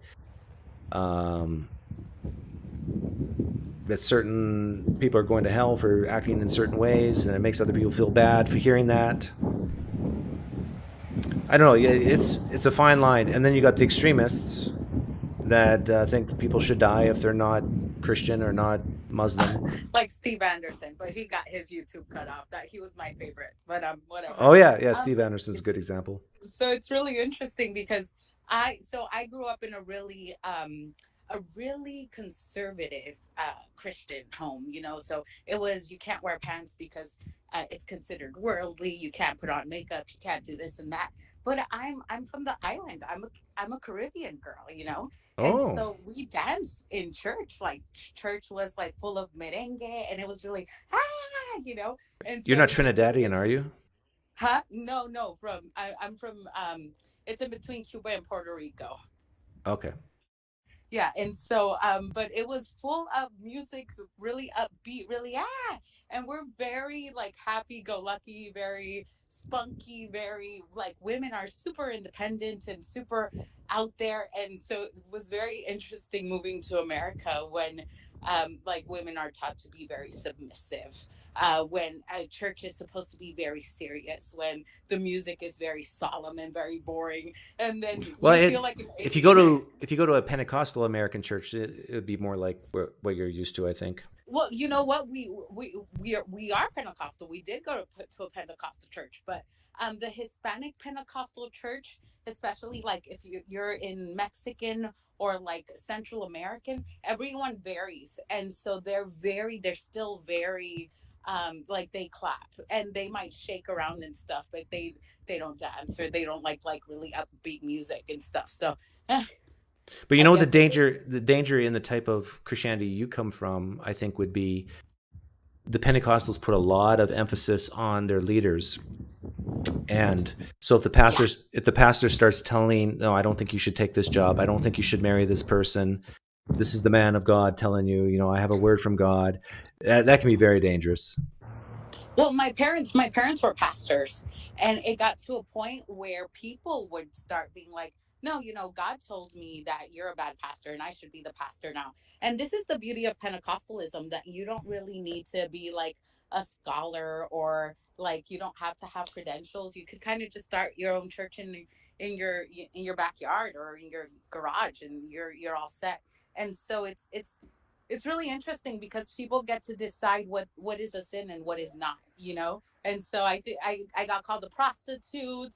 I got called like that I was like super worldly because I hung out with like Muslims or with people that were outside of, and it was so funny because someone even told me like interracial marriage was a sin. And I was like, wait, what? And so it's very interesting how many things you can get out of the Bible. Very interesting. Yeah. Yeah, my dad said that to me once. Really? Yeah, the interracial marriage. He didn't come out and say it was a sin, but that it's no, I think maybe he did. But then he changed his mind on it a little later. So how can you, when people change their mind, can you be like, the whole Bible is a lie because you changed your mind? Or how does that work? Well, usually it's through consulting other people and maybe getting different interpretations that they actually want to have. So let's say my dad didn't want to break a relationship with me. He will find an interpretation or an opinion. Actually, with interracial marriage, you can't really get that out of the Bible to say it's wrong. You can say being unequally yoked in terms of beliefs is wrong, but not just skin color is wrong. Okay. So yeah, he pretty quickly said, okay, I'm wrong and I have to support this. Although he did say that, and he was right, I think, that my life might be harder because I married someone with dark skin, my wife. So was it harder? Did you get a lot of like discrimination? No. Or, oh. And I get a lot of flack for saying this, but we even moved to the United States from Canada. My wife's black, I'm white, and our kids are mocha. And I can honestly say the amount of racism we've experienced as a mixed couple is almost zero. Huh. Okay. But have you been in Arizona forever, or Yep. have you been? Okay. Because I'm West Coast. I'm in Arizona as well. But we moved to the East Coast. We moved to Virginia. And in Virginia, I got a lot because I'm black. Yeah. And we got a lot of stares at the store. They were like, sister, like, really, you sold out? Or like they would look at my husband like, you know. And so we got a lot of stares. It wasn't explicit, but you can tell in people's faces that they were like, ugh. So I don't know. I think. But you did live in Arizona, you said? I currently live in Arizona. Okay, and what compared to Virginia, Arizona's a lot better, right? Yes and no. Yes, because everything's a lot more chill, but no, because of culture, diversity, it just history in general. I'm a history buff. I love history, and so there's not a lot of that here compared to East Coast. You know, like especially Virginia, where we were living at. See, I got a friend named Erica, and she's married to a black man. And she said that the reason why we haven't experienced racism is because I am white and she's black. But no, that's the same with you. Yeah. Yeah. So I don't understand why. I think it has a lot to do with the people that you're around and what they grew up with. Because Yeah. I feel like more rural areas are going to be a lot more like, why? Where more metropolitan areas are going to be a lot more like, oh, whatever. They're used to it. Yeah, but we live in a pretty big city right now. And but we're not, maybe it's just because we're so ignorant that we're not looking for it, right? We just, yeah. I don't notice stares because I don't, number one, care what other people think. And number two, I'm not staring at them to see if they're staring at me. But and then I'm a I'm a black woman, and then I speak Spanish, and so I'm around a lot of Hispanic people, and it's really interesting to be like, oh my gosh, you speak Spanish. Oh my gosh, you speak Spanish, and it's really interesting to just. Yeah.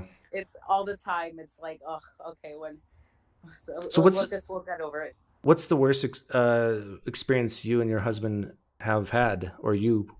Not just theirs. Me personally, I had a, I do health insurance. You know, I'm a health insurance agent. I go to people's house and I set up their health insurance. And I had a guy in Virginia was like, no, you can't come into my house. And it was so interesting because that was the first time I've ever like, you know, you got stairs, but you never had like service turned down on you. But the guy was like, no, you can't come into my house. And then I was like, oh, okay, well, we could do the insurance here outside in the porch. And so I just did the insurance for him outside in the porch. I sat on a paint can and then we did that. But you And think it was then, because you're black that he didn't let you in the huh? house? Well, you know, maybe not. For me, I kind of was like, you know, maybe he's fixing something in his house. But then afterwards, my coworker went and she's cute little blonde girl, and he let her in. So maybe I'm hoping that it was just something was wrong with his house. But yeah, he once he saw me, he was just like, nope, you can't come in. You know, he had the door opened and everything, and then once he saw me get out of the car, he's like, nope, you can't come in. So Oh. I'm giving him the benefit of the doubt, you know. But and then How I did your lived conversation with him go after that? Like, was everything fine? nothing. He was just like, thank you, and then that's it. It was very transactional. It was like, well, thank you for helping me. Bye, and that's it. Okay.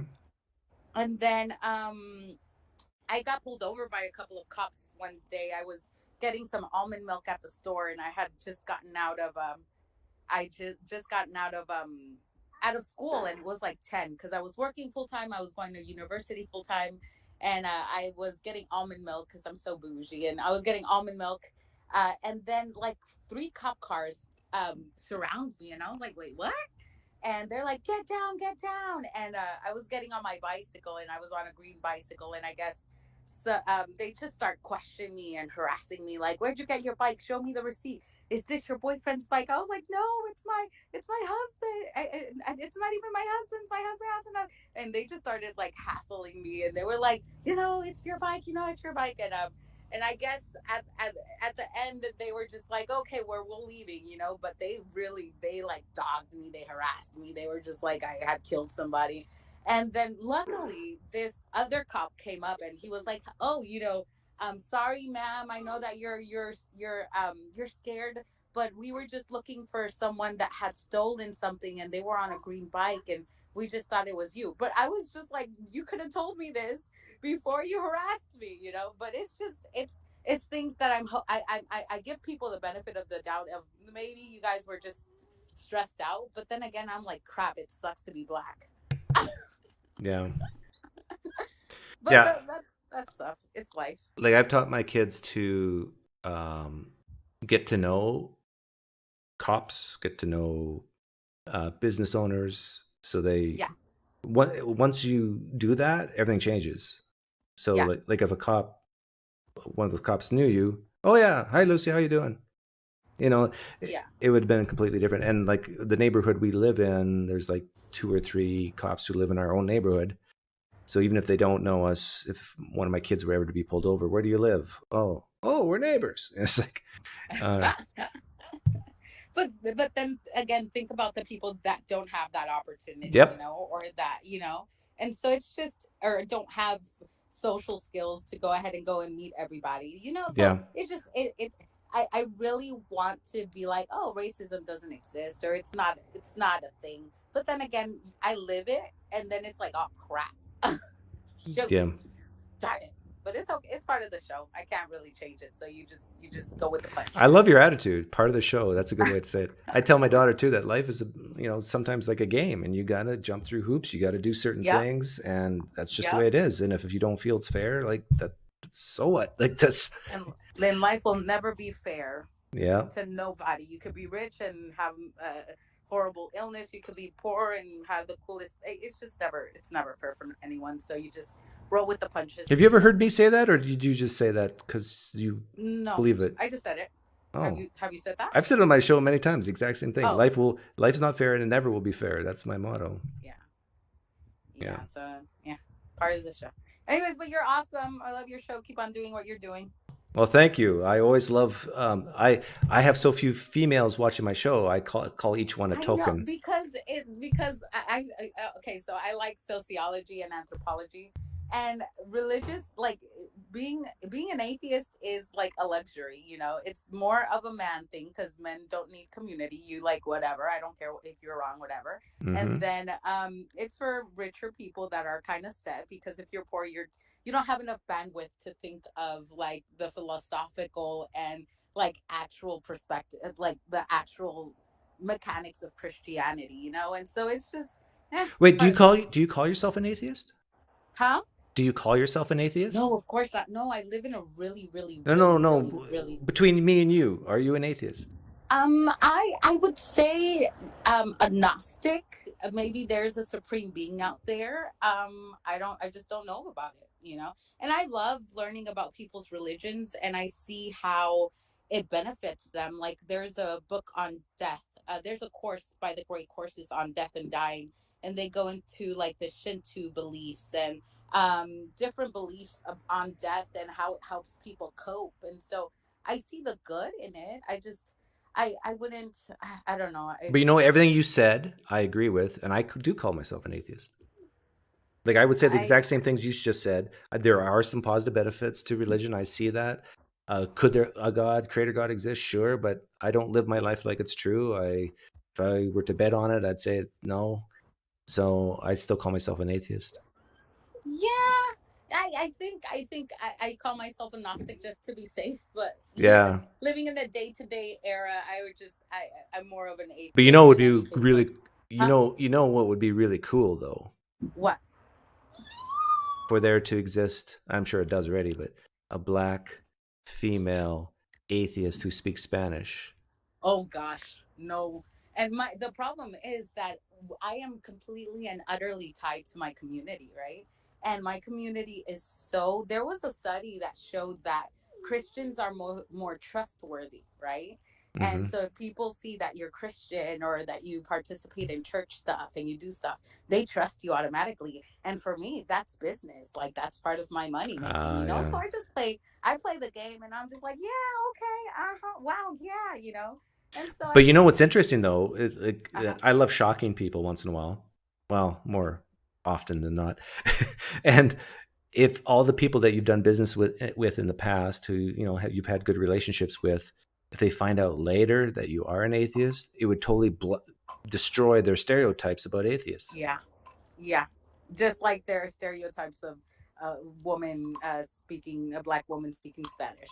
But then again, like my husband is uber religious, and I think it would be super detrimental to him to have an atheist wife. You know, I think it would be to a point where it would break up our relationship. Wait, your husband doesn't think you're Christian though, does he? Oh, he does. I think I mentioned like my problems, my doubts, and like I'll be like, oh look, but this is this, and look at Mormons, and look at Jehovah's Witnesses, and look at where like Yahweh and Elohim and the Council of God, and he studied theology, so he's kind of he knows where I'm coming from. I was like, you can reconcile this, really? And then he's like, oh yeah, you just have to have faith. And I'm like, okay, and so I just say, okay, I roll with the punches. But if I were to ask your husband, does Lucy believe a man rose from the dead 2,000 years ago and claimed to be God? What would your husband say? He would say I'm just confused, because we talked about the Synoptic Gospels and how they're all different and how they're later editions. They came after Paul. And I told him, I'm like, how you can't even reconcile this, And so he'd be like, no, she's just confused. That's it.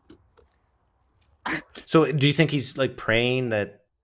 Yes. That you will become unconfused? Yes. And yes, he's praying, and he has people praying. He even spoke to a counselor, and the lady called me. She's like, and I'm like, okay, Because unfortunately with like Christian counselors, they don't really listen to you. They kind of just tell you what they want you to believe. How old are your kids? I have a 1-year-old. What's going to happen when the 1-year-old turns 5 or 6 or 7? Like, you still go to church, right? Yes. So Okay. I'm secretly planning to teach him all of these other things so that he can be my so that he could be my not exposer, but so that he could kind of just tell people, have you read the Gospels? He could be my voice, because I can't get away with it, but maybe he can. I don't know. But what will your husband say or think if he finds out you're teaching your child to doubt Christianity? I don't know. I was planning on kind of just figuring it out as it comes. I don't know. Yeah, because like my wife and my wife's a believer, I'm not, and we kind of have a deal where I will just be honest and say what I think, and I'll leave it up to the kids to decide what they want to do, what they want to believe. Okay. But it's not like if my daughter or son asks me why don't I believe, I'm going to tell them. Like, and I'm not going to pull any punches. But the other day I overheard my daughter talking to my wife about things, and she was really pounding my wife with reasons to doubt Christianity, and it was so good that it was bad. So I walked into the room. And I said, "Leave your mother alone. That's enough." It's like, give her a break. It's like, I created a monster, so you got to be careful. No. Your cute little 1-year-old, you don't want to create a monster. So how do you find balance with your wife being a believer and you not? You really can't talk about it anymore. Okay. Because that's what we do now. We just don't talk about it, know. And so if I discover something new, or if I was learning about the Eucharist and like other Romans practicing something similar to the Eucharist and stuff, and my husband's like, I don't want to hear it. I don't, and so everything's like, I don't want to hear it. I don't, and I'm like, okay, so we just don't discuss it anymore. Yeah. Yeah, we can discuss other religions, which is kind of useful. Okay. But yeah, not Christianity. Okay. And it doesn't put a dent in your marriage at all? Well, it's definitely changed, because the reason why I got married to her, and I quote myself, it was because she's the most godly woman I've ever met. So that was the reason why I married her. And same thing with my husband. I think he married me like, oh, you're like, you love Jesus, and I'm like, yeah, but then, man. No, why she married me, I don't know, but so now that main fundamental reason why we got married in the first place is no longer exists, because to me a godly wife doesn't mean much, if at all, anything. But if it means a nice, compassionate, caring wife, I still have that. But so all the deep things in life we don't really talk about. The deep things to her that's meaningful to her, it makes her too defensive to talk about it, so we just don't talk about it. So is that why you use this outlet? Is this what helps you kind of just be able to talk about it, or? Yeah, I think my YouTube channel is an outlet. Not so much because of the marriage, but just because of decades of having these thoughts and ideas and not being able to articulate them in an argumentative way with other believers. Like, now I can just sit and talk, right? And so it's very cathartic. And for me, it's I don't have anyone to talk to about it. So sometimes I'm like, I'm bottled up and I don't have anyone to share all of my new findings with. So if I ever start a YouTube channel, I'll shout you out. But yeah, I'll help promote you if you do. For a minute. You should. Well, it would be in Spanish. Do you speak Spanish too? No, I should for where I live, but I don't. But yeah, what's good is, even if you don't get a lot of viewers, by starting that channel, is it your daughter or son? That's one. Son. Someday your son will get to watch it and get to know your thoughts about religion when he was young and how you've changed. And so it's in a way you're leaving a legacy. Yeah. And then maybe someday your husband will stumble upon your channel. And it'd be a good. And he'll just click out of it. He's gonna be like, "No, I don't. This is not. What are you doing?" Or he might be able there's to. an airplane. Yeah, you sound like you're in Yuma or in Tucson. Huh? You sound like you're in Tucson. It'd be a good safe way for your husband to actually hear your point of view without the chance of getting defensive because you're not there. Yeah. I don't know. But then again, we are like heavily involved with church, and I would hate for church people to be like, "Oh my gosh, this is what you believe, you're a traitor," you know. What's the best part of What's the best part of church for you? The community, the people, the potlucks, the food, the singing, the hanging out. That's okay, I need your help here because I can't do that. I mean, because eventually the conversation will lead around to God and Jesus and theology and so forth, the stuff that I think. But I'm okay with people's theological. See, I come from a place where we're not trying to kill gay people, you know. People are kind of just like, "Oh, you just meet people where they're at," you know, and okay. That's it, you know. And so we're not uber progressive, but we're also not very defensive, you know. So I'm okay with people thinking crazy things, you know. I'll even join them. The other day we were stabbing the devil, you know, and I'm like, cool, let's stab the devil. If that makes me feel happy, let's do it, you know. And so I don't care. I'm down for the ride. But yeah, I really like community. I'm just really community oriented. And I think that's the biggest issue with the atheist atheist society is that how do you I know there's like a humanist church, you know, but how do you build community when you're an atheist? Well, you know what I did is I started a poker night. I saw. Do you play? I saw, but I didn't know. You got money? I have like $3. Like $3, okay.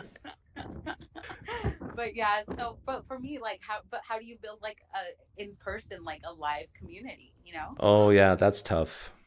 I don't have a live person community. You know, and so for me, that's really the biggest thing that church provides for me, because the whole God thing, everyone has their own perspective and interpretation, but then again, community wise, church really does a good job at bringing people together. Do you think I should go back to church? If you want to, I don't know. Like you've watched some of my content, you know a little bit about me. You know me a lot more than I know you. Based on what you know of me, do you think I could be happy? Hate you at church? No. Yeah, I think you're right. Unless I keep my mouth shut all the time.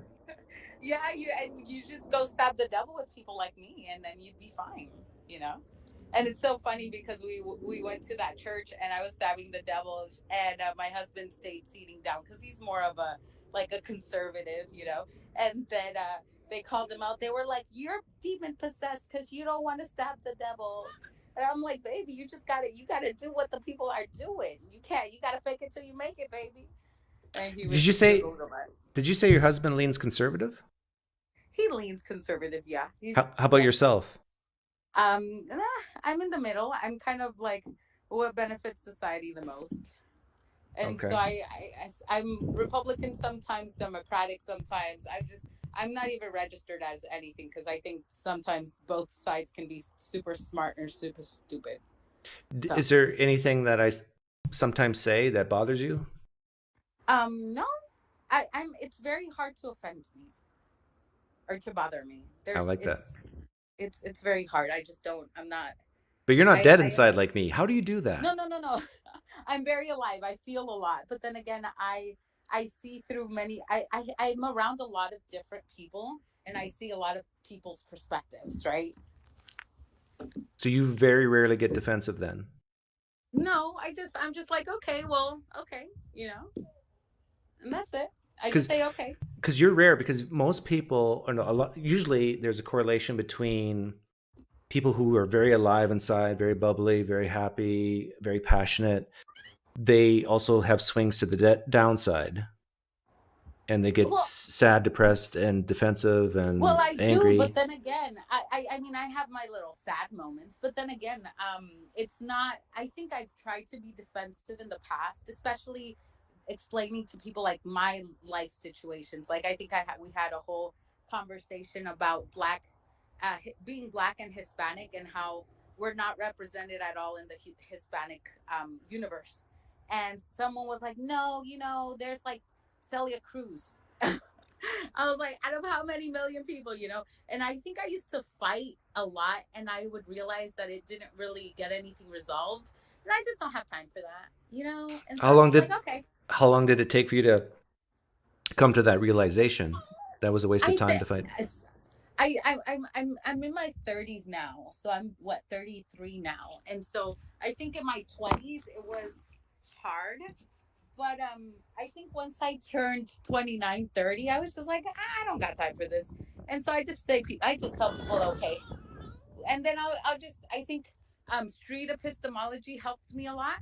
So it's like, why do you believe this? Like, where did you get this perspective? Where did you get this from? So for me now, the fun part is how did you start believing what you believe? Like black people are bad. Okay, why? Like, what did they do to you? Like, what? Okay, And so for me, that's an easier approach than to just fight all the time, because it takes a lot of energy. Ugh. Yeah, it does. That's pretty amazing. I wish I could do that. We're working on it. Well, anyways, but I'm gonna go get my son. It was a pleasure. You are awesome. Thank you for everything that you do. Keep on doing your good work. Well, thank you very much, and I'm so happy that I took your call and didn't shut the stream off early. Yay! Awesome. Well, you have a wonderful day. Take care. Okay, bye.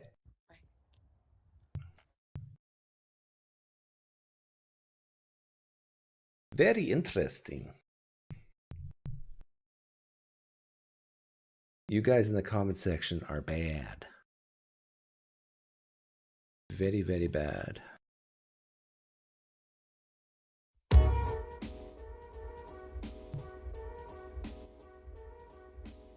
But at least we got you off politics. Oh no, maybe not. I think ex-witnesses are so happy to be freed that they're positive. Yeah, there's probably truth in that.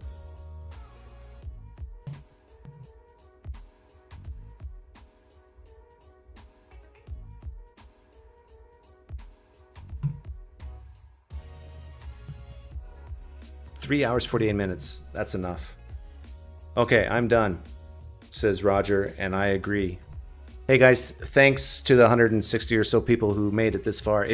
How many people here started from the very beginning? Anyone? Put me in the live stream chat if you were here since the first minute or first 3 minutes. Yeah, that was very pleasant. Very great last conversation with Lucy. Trevor, non-believer. Wow. Mega Leech. See, these are true Pinesters. Yeah, Travis. You missed most of it. Matt Metro. Really? Wow. Juggling Lessons. Hey, Juggling Lessons, I remember you. Missed you at poker. Ray Cosby. John V. Jack Lowe. Momo said 9 is fine. Bob Smith. Even if you were here like for more than 2 hours, 3 hours, that's amazing. Paul Schlechter. Glenn Ryan. Whoa. We're up to a dozen people here for close to 4 hours. You saw it, right? Doug? What did I... No, I missed it. Anna. You were here too? Well, thank you, Anna, if that's what you mean.